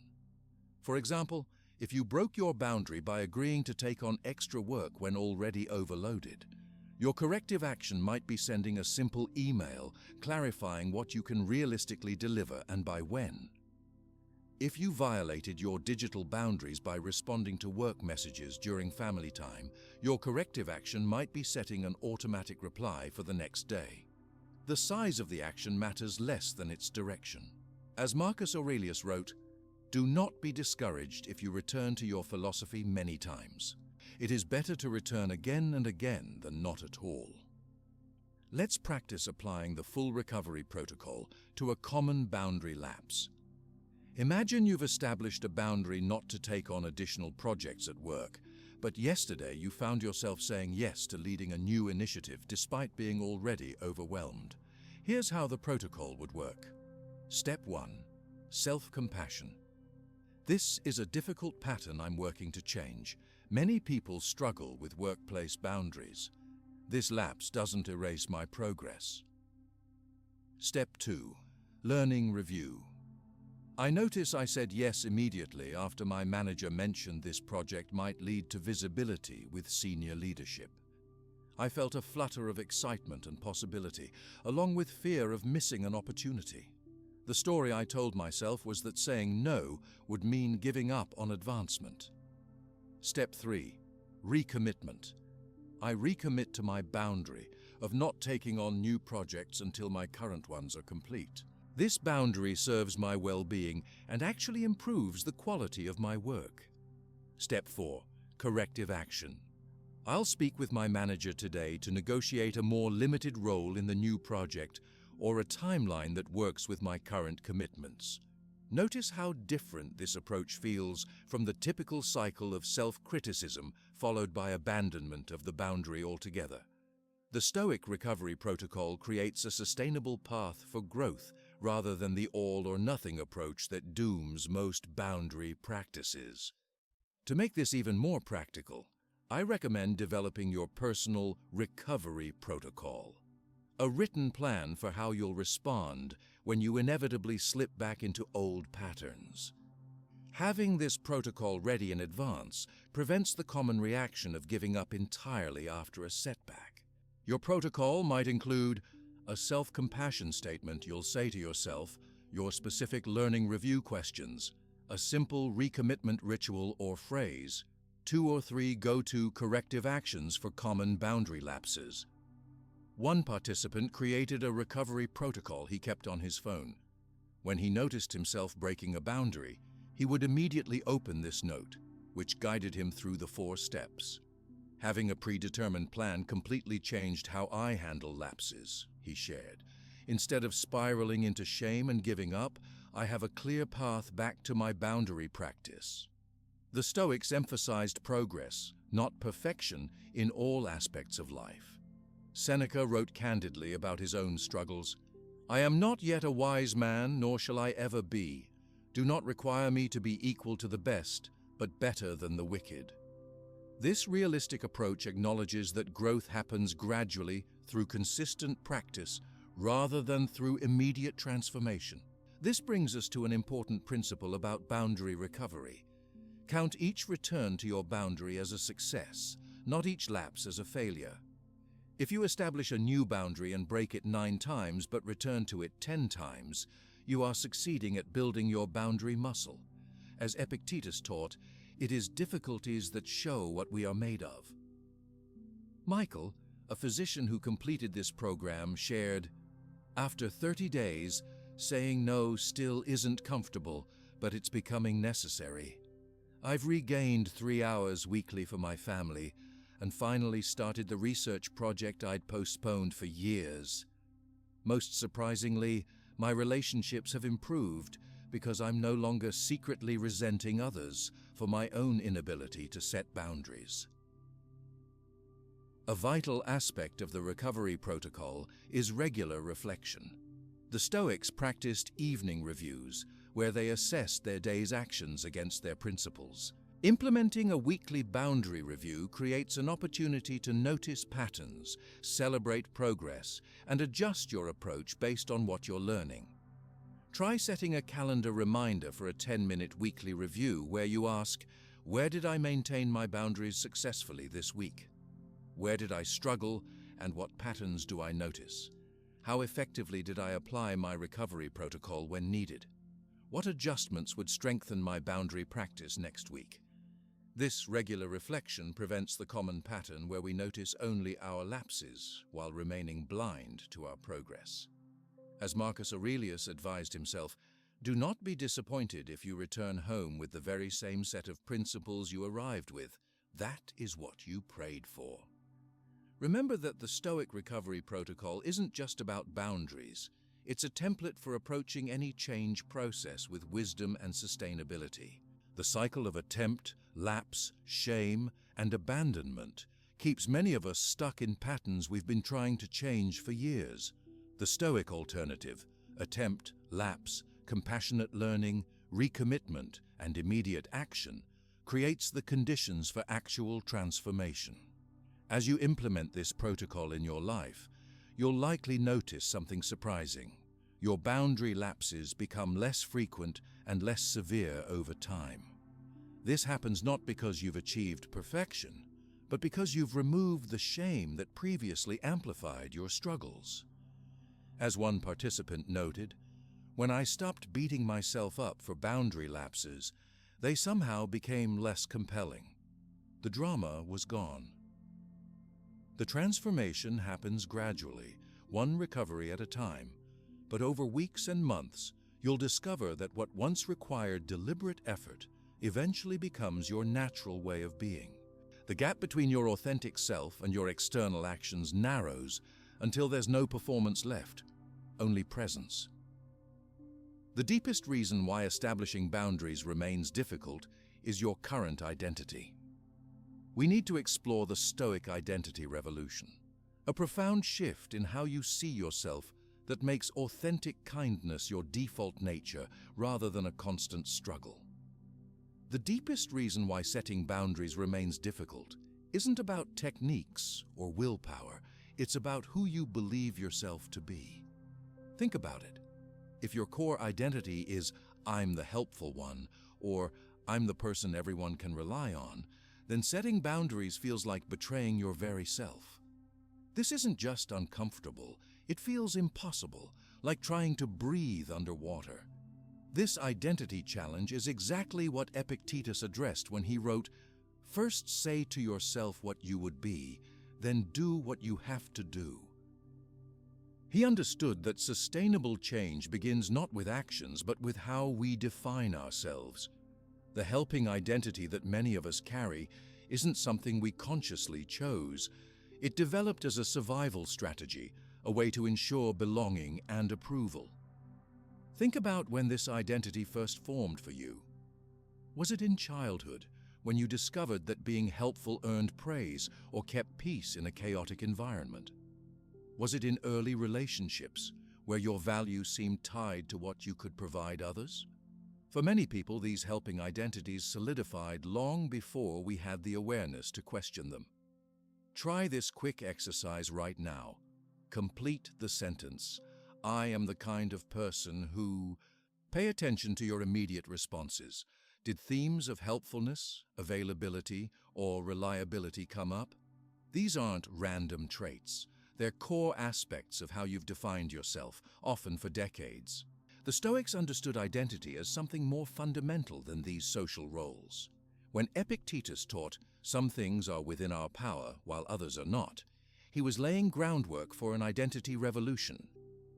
The only aspects of yourself truly worth building an identity around are those within your control, your values, judgments, and chosen actions, not your function for others.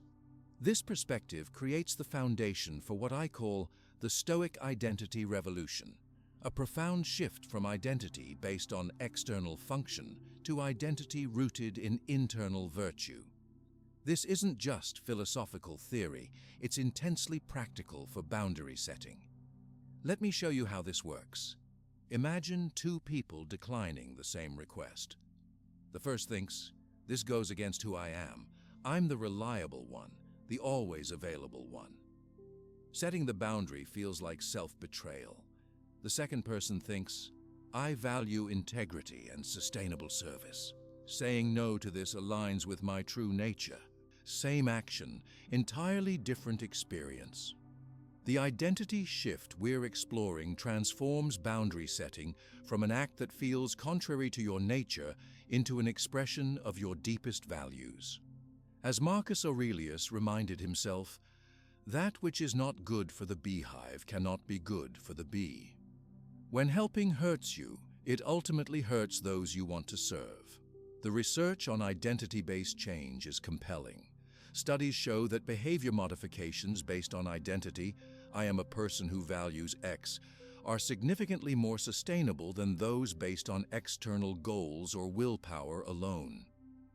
This explains why many boundary-setting attempts fail despite good intentions. They conflict with how we fundamentally see ourselves. Let's create what I call a values identity exercise to begin this transformation. Take a moment right now to list 3 core values that matter deeply to you.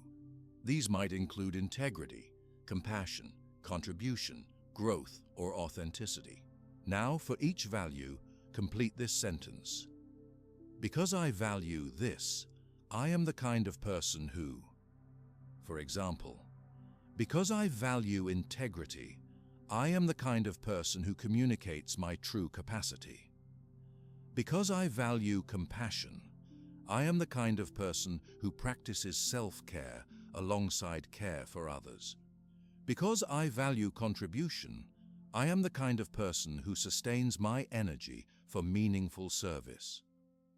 Notice how different these identity statements feel from "I'm the helper" or "I'm the one who never says no."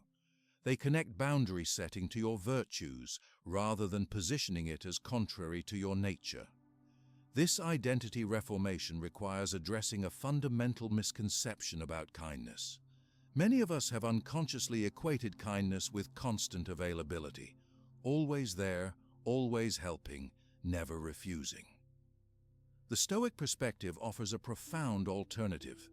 True kindness flows from authentic presence, not perpetual availability. Try reimagining kindness with this distinction. Shift from being kind means always being available to being kind means being authentically present when present. Quality of engagement matters more than quantity. As Seneca wrote, "It is not that we have a short time to live, but that we waste a lot of it." The science of identity change reveals something fascinating. Our brains respond powerfully to new self-narratives. When we consciously craft and practice identity statements aligned with our values, we literally create new neural pathways that make value-aligned actions feel more natural over time. Creating your Stoic identity statement is a powerful next step. This is a concise declaration of who you are at your core based on the values you've identified. For example, I am a person of integrity who contributes meaningfully while honoring my limits. Or, I am someone who brings full presence to what matters most, rather than diluted attention to everything. Write your statement now and place it somewhere you'll see daily: your phone background, bathroom mirror, or desk. The Stoics understood the power of regular reflection. As Epictetus advised his students, "Every day and night keep thoughts like these at hand. Write them, read them aloud, talk about them." Once you've crafted your identity statement, the next phase involves practicing responses aligned with this new identity. When facing boundary challenges, ask yourself, how would someone with my values-based identity respond to this request?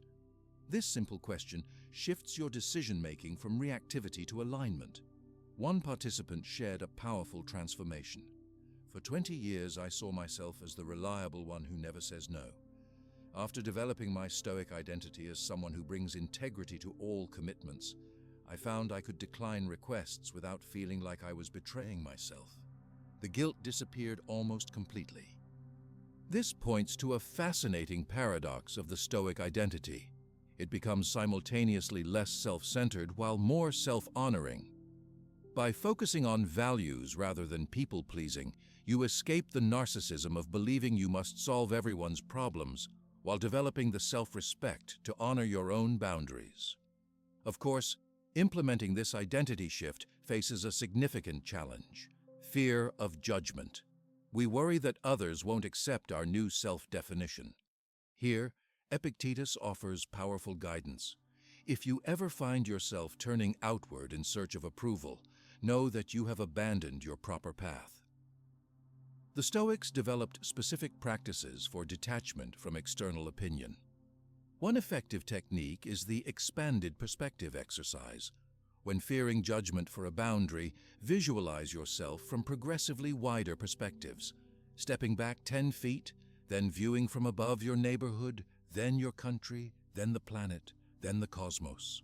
From each expanding view, notice how the significance of others' opinions naturally diminishes. Try this right now with a specific boundary situation where you fear judgment.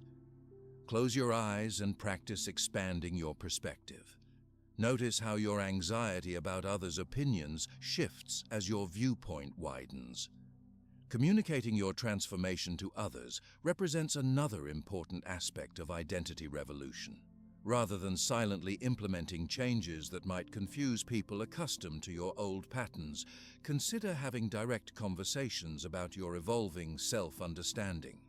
A simple framework for these conversations might be, "I've realized I've been saying yes to things beyond my capacity, which hasn't served either of us well. I'm working on aligning my commitments with my core values of your values. This means I'll be more selective about what I take on, which will allow me to be fully present for what I do commit to." This transparent approach demonstrates respect for important relationships while clearly establishing your evolved boundaries.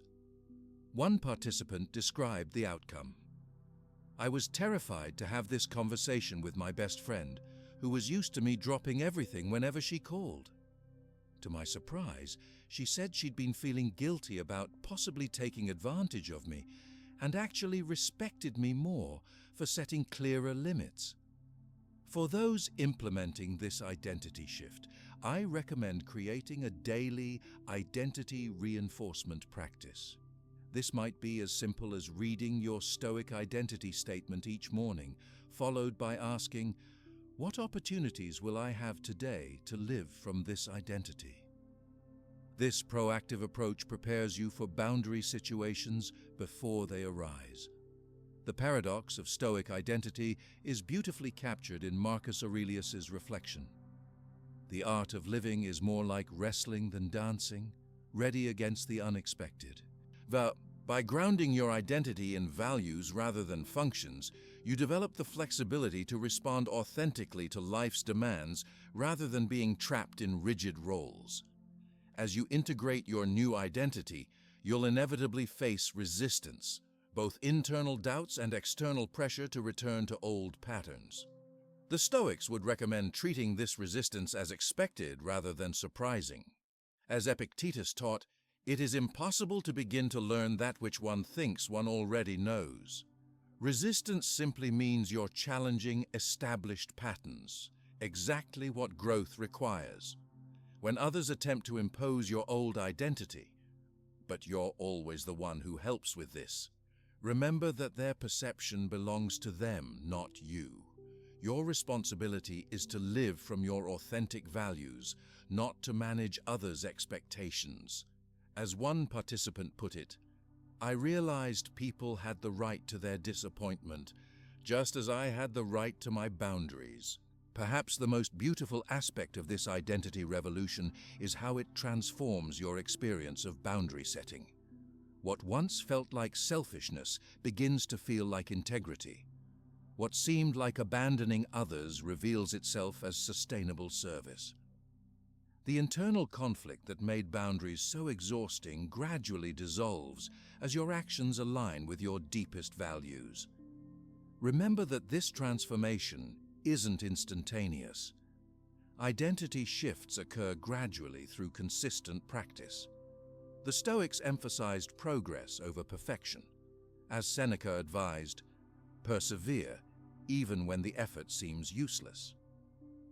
Each time you respond from your values-based identity rather than your people-pleasing identity, you strengthen new neural pathways that eventually become your default. Your new identity based on values provides the internal foundation for boundaries, but authentic relationships require more than just personal strength. They need what Seneca called a fellowship of virtue. Let's explore how your relationships inevitably transform when you abandon people-pleasing and embrace genuine kindness. Have you ever wondered which relationships would survive if you stopped people-pleasing and started being authentic? It's a terrifying question, isn't it? We fear that if we stop being available 24/7, if we start saying no, the people we care about might simply disappear. This fear keeps many of us trapped in exhausting patterns of overextension. But the Stoics understood something profound about human connection that directly contradicts this worry. Seneca, in his letters to Lucilius, explored the nature of true friendship extensively. He made a distinction that might sound harsh at first, but ultimately liberates us. Most relationships are conveniences, not friendships. He urged careful consideration before admitting someone into our inner circle. Consider for a long time whether someone should be admitted to your friendship. But when you have decided to admit him, welcome him with all your heart and soul. The Stoic vision of friendship was revolutionary. They believed authentic relationships must be based on mutual virtue, not mere utility or pleasure. This means when you begin setting healthy boundaries, you're not destroying relationships. You're actually creating the conditions for more authentic ones to flourish. Think about the people in your life right now. Some connections exist primarily because you're useful to them. You're the one who always helps, always listens, always says yes. When you stop filling that function, these relationships will naturally face a test. This isn't something to fear. It's valuable information about the true nature of each connection. Try this right now. Take 30 seconds to mentally categorize your key relationships. Which ones are based on mutual growth and respect? Which exist primarily because of what you provide? Which would likely strengthen with healthier boundaries and which might dissolve? Be brutally honest with yourself. The fascinating reality is that your new boundaries will reveal 3 distinct categories of response in your relationships. Some will actually deepen significantly now that they're built on honesty rather than compliance. These are the connections with people who truly care about your well-being, not just what you can do for them. Rebecca described this unexpected benefit. After I started setting boundaries, my closest friend said, "I finally feel like I know the real you." I realized I'd been denying others the opportunity to love the authentic me by always showing up as who I thought they wanted. Other relationships will go through an adjustment period before finding a new, healthier equilibrium. These connections have value but required recalibration. The third category will naturally fall away, and this too is valuable information. As Epictetus taught, if a person gave your body to any stranger he met on his way, you would certainly be angry. And do you feel no shame in handing over your own mind to be confused and mystified by anyone who happens to verbally attack you? The Stoics would recognize that relationships that cannot survive your healthy boundaries were imprisoning you, not supporting you. Let that sink in for a moment. The connections that dissolve when you start honoring your limits weren't truly nurturing you in the first place. Research from the University of Michigan confirms this relationship revolution. Their 5-year study found that relationships with clear, compassionate boundaries reported 62% higher satisfaction and 45% lower conflict compared to relationships characterized by people-pleasing and resentment. But how do you navigate this inevitable transformation without unnecessary drama? This is where the boundary conversation becomes essential, a structured dialogue for communicating your changing expectations in important relationships. The structure works like this. First, acknowledge the pattern. I've realized I've been saying yes to things beyond my capacity. Second, explain your shift. I'm working to align my commitments with my core values. Third, set clear expectations. Here's what this will look like going forward. This proactive approach prevents confusion and demonstrates respect for important relationships. Notice there's no excessive apologizing, no asking for permission, just clear, compassionate communication about your evolution. Try drafting this conversation right now for one important relationship where boundaries need clarifying. Write down the 3 parts tailored to this specific situation. Having this script prepared prevents in-the-moment backpedaling when emotions arise. One participant shared her experience. I was terrified to have this conversation with my sister. We'd fallen into a pattern where I did everything for family gatherings while she just showed up. When I finally explained my need for more equitable contribution, she was initially shocked, but then admitted she'd felt guilty about the imbalance. 6 months later, our relationship is stronger than it's been in decades. An important tool for navigating this relationship transition is what I call the relationship audit, using Stoic value criteria. Marcus Aurelius regularly asked himself, what virtue does this relationship call forth in me? What values does it support or undermine? This isn't cold calculation, but clear-eyed assessment of which connections truly deserve your limited energy. Create your own relationship audit by listing your 5 most demanding relationships. For each one, answer 3 questions. Does this relationship support my core values or undermine them? Is there reciprocity in energy investment or primarily one-way giving? Do I feel more energized or depleted after spending time with this person? Your answers provide crucial data for boundary decisions. As Seneca advised, associate with people who are likely to improve you. Welcome those whom you are capable of improving. When certain relationships naturally distance as a result of your boundaries, the Stoic perspective offers profound comfort. Rather than seeing this as loss, reframe it as creating space for connections that align with your authentic self. As one participant reflected, the hardest part was watching some friendships fade when I stopped being available 24/7. But within months, I developed new connections with people who respect my boundaries from the start. The difference in how these relationships feel is night and day. This brings us to what might be the most beautiful paradox of all. Clearer boundaries often create deeper intimacy in the relationships that matter most. When people experience your authentic presence rather than your resentful compliance, true connection becomes possible. Think about it from the other perspective. Would you rather have someone half-heartedly agree to spend time with you while secretly resenting it?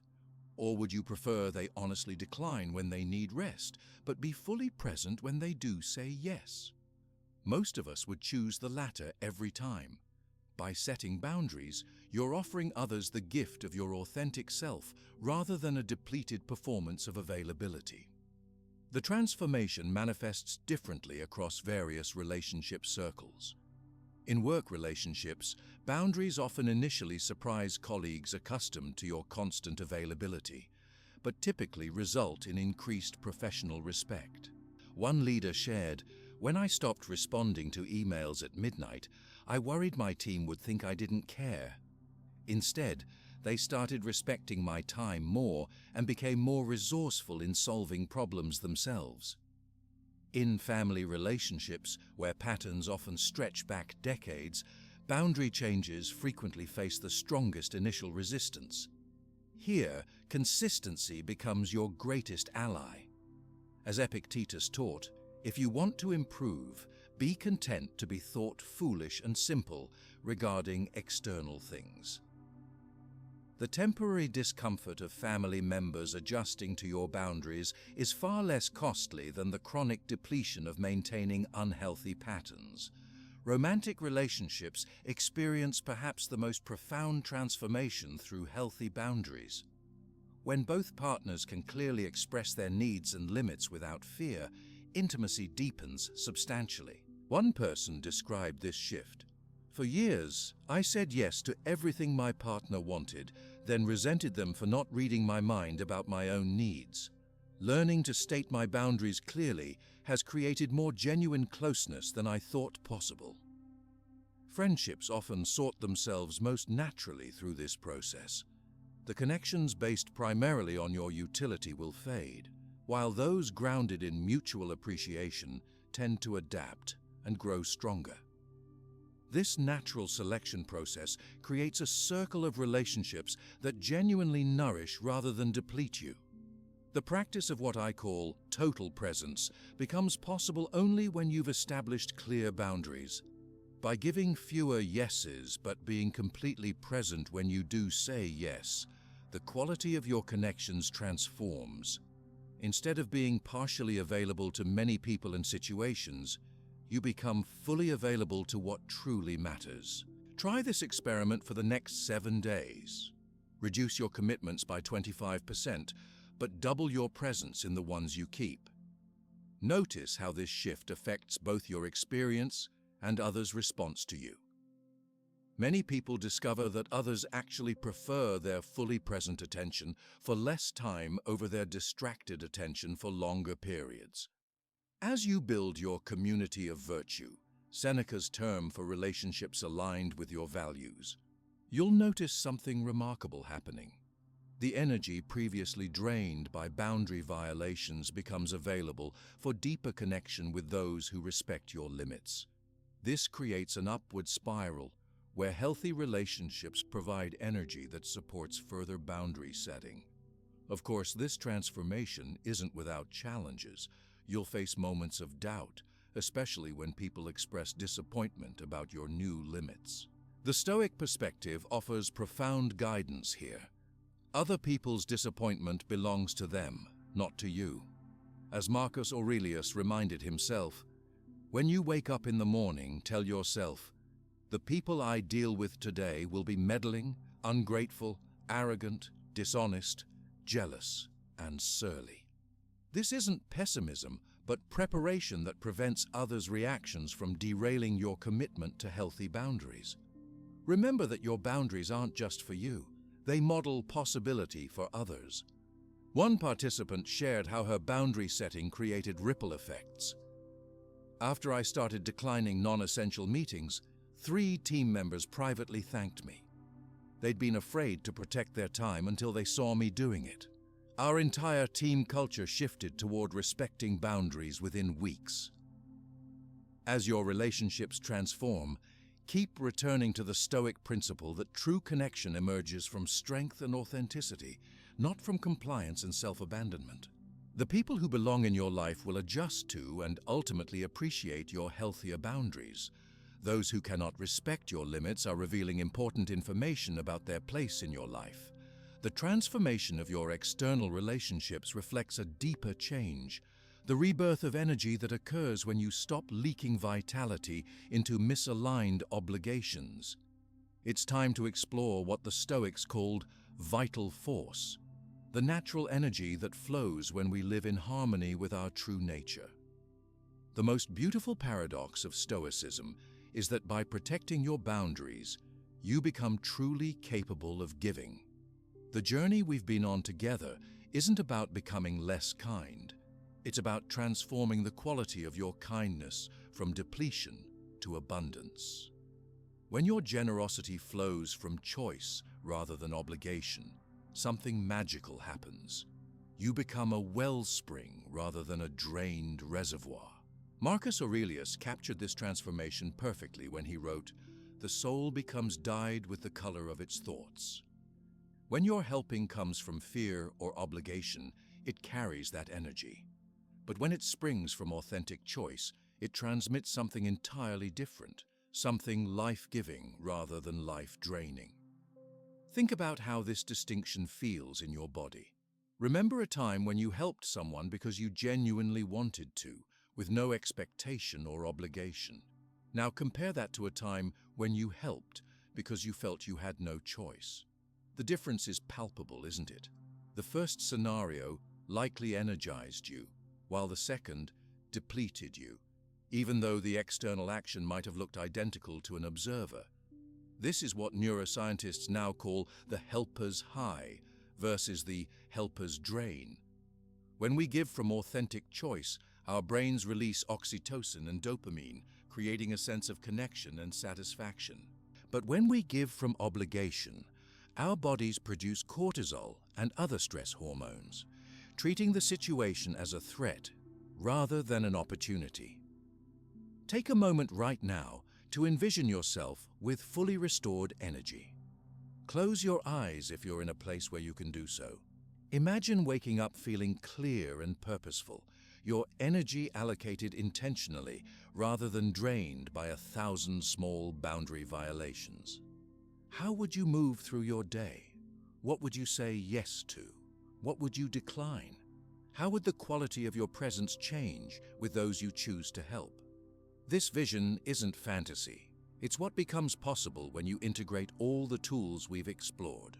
But to make this vision reality, you need a sustainable practice plan that brings together the virtue clarity technique, the Emperor's No, the resource allocation principle, the dichotomy of control, and the premeditatio practice into a cohesive daily system. Let me walk you through creating this plan right now. First, identify the 3 tools that resonated most strongly with you throughout our journey. Perhaps the Emperor's No gave you a structure that felt both respectful and clear. Maybe the resource allocation principle helped you see your energy as precious rather than unlimited. Or perhaps the premeditatio technique prepared you for challenging boundary conversations. Choose your top 3 practices and write them down. These become your core daily tools, the ones you'll turn to first when boundary challenges arise. For most people, having just 3 go-to practices makes implementation sustainable rather than overwhelming. Next, identify your 3 most challenging boundary situations. Is it saying no to your boss? Setting limits with a specific family member? Protecting time for yourself amidst others' expectations? By naming these specific challenges, you focus your practice where it matters most rather than trying to transform everything at once. Now, create a simple morning reflection that combines your top tools with your key challenges. This might be as brief as asking, what boundaries might I need to maintain today? Which tools will I use if those situations arise? This 2-minute reflection prepares your mind before the day's demands begin. Exactly what Epictetus meant when he advised students to prepare for challenges before facing them. One participant created a powerful morning practice that transformed her relationship with boundaries. She would ask herself, how can I bring my full presence to what matters today? What might prevent this? How will I protect my energy and focus?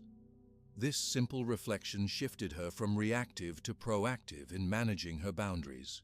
The integration of these practices creates what I call the boundary ecosystem, a self-reinforcing system where each practice strengthens the others. The virtue clarity technique helps you distinguish authentic giving from fear-based compliance. This clarity makes the Emperor's No easier to deliver. The confident delivery of boundaries preserves your energy, which the resource allocation principle helps you invest wisely. This renewed energy makes maintaining the dichotomy of control more feasible, which in turn reduces stress about others' reactions. Try this experiment for the next 7 days. Set a calendar reminder for a 3-minute evening review. Ask yourself, Where did I maintain boundaries effectively today? Where did I struggle? What do I want to practice tomorrow? This simple reflection accelerates your growth by transforming each day into a learning opportunity rather than just another blur of boundary violations. As your practice deepens, you'll start noticing what I call energy awakening signs. Subtle but significant shifts that indicate your transformation is taking hold. You might notice you're sleeping more soundly. Perhaps you find yourself spontaneously engaging in activities you once enjoyed but had abandoned due to exhaustion. Maybe you catch yourself feeling genuinely excited about helping someone rather than the familiar dread of obligation. These signs aren't random. They're your system returning to its natural state of balanced energy. As Seneca wrote, "The greatest wealth is a poverty of desires." When you stop trying to meet every external expectation, you reclaim the resources to meet your own essential needs. Of course, you'll experience periods where you slide back into old patterns. The Stoics expected this and built it into their practice. As Marcus Aurelius reminded himself, begin each day by telling yourself, "Today I shall be meeting with interference, ingratitude, insolence, disloyalty, ill will, and selfishness." This isn't pessimism, it's preparation that prevents discouragement when challenges inevitably arise. When you notice yourself reverting to people-pleasing, treat it as valuable data rather than failure. Ask, what triggered this pattern? What belief made it seem necessary? What can I practice differently next time? This curious, non-judgmental approach transforms setbacks into stepping stones rather than stumbling blocks. What's remarkable about boundary practice is how it creates positive ripples far beyond your personal experience. When you model healthy limits, you silently give others permission to do the same. I've witnessed entire workplace cultures shift when just one person began setting clear, respectful boundaries. Colleagues who had been afraid to protect their time found courage in the example.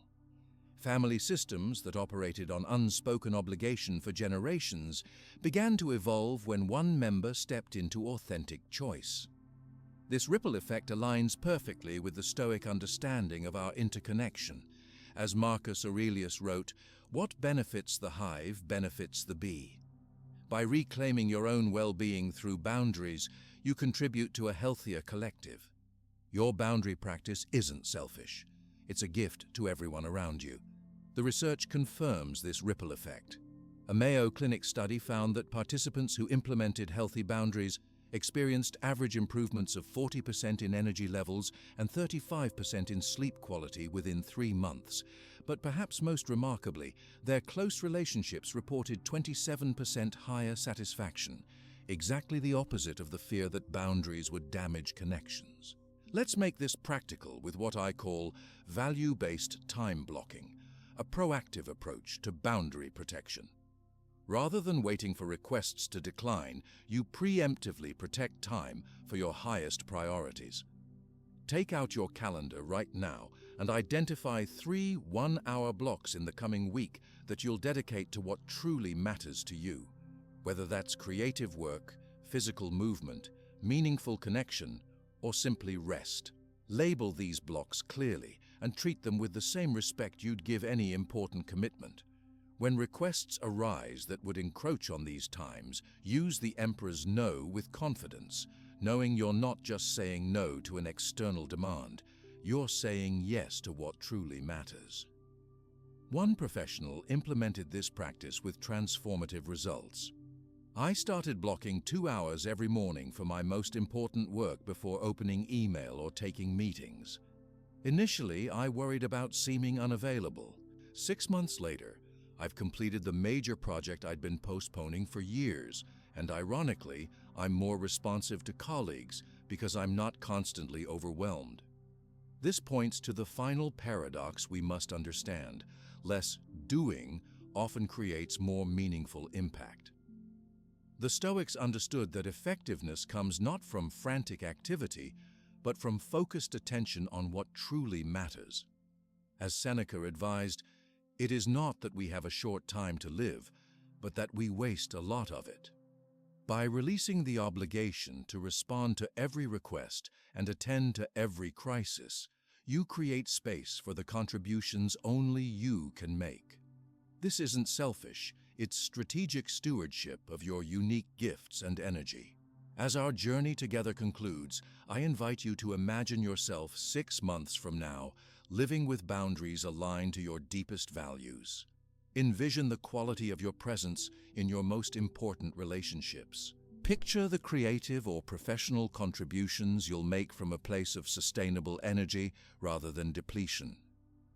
Feel the peace that comes from knowing your yes means yes and your no means no. No explanation or apology needed. This vision isn't just possible, it's waiting for you on the other side of your very next boundary. The journey begins with a single protected hour, a single declined request, a single moment of choosing authentic kindness over obligatory helping. Remember what Seneca wrote to his friend who was hesitating to begin. The best time to plant a tree was 20 years ago. The second best time is now. Your boundary practice begins today, not when you feel completely ready or when circumstances are perfect. Start with one small, specific boundary this week. Write it down right now. Commit to it. Your future self is waiting on the other side of that boundary, more authentic, more energized, and paradoxically, more truly kind than you've ever been before. The transformation of your external world begins with this internal revolution, the profound shift from fear-based compliance to value-based choice. As you continue this practice, you'll discover what the Stoics promised centuries ago. True freedom comes not from controlling circumstances, but from responding to them with integrity and clarity. Your journey toward authentic kindness has only just begun. Each boundary you set, each pause before responding, each realignment of your energy creates momentum toward the life the Stoics envisioned, one of tranquility amidst chaos, purpose amidst distraction, and genuine connection amidst demands. The dark truth about being too kind isn't the end of the story. It's the beginning of your authentic kindness revolution, a revolution that changes not just your life, but ripples outward to transform every life you touch.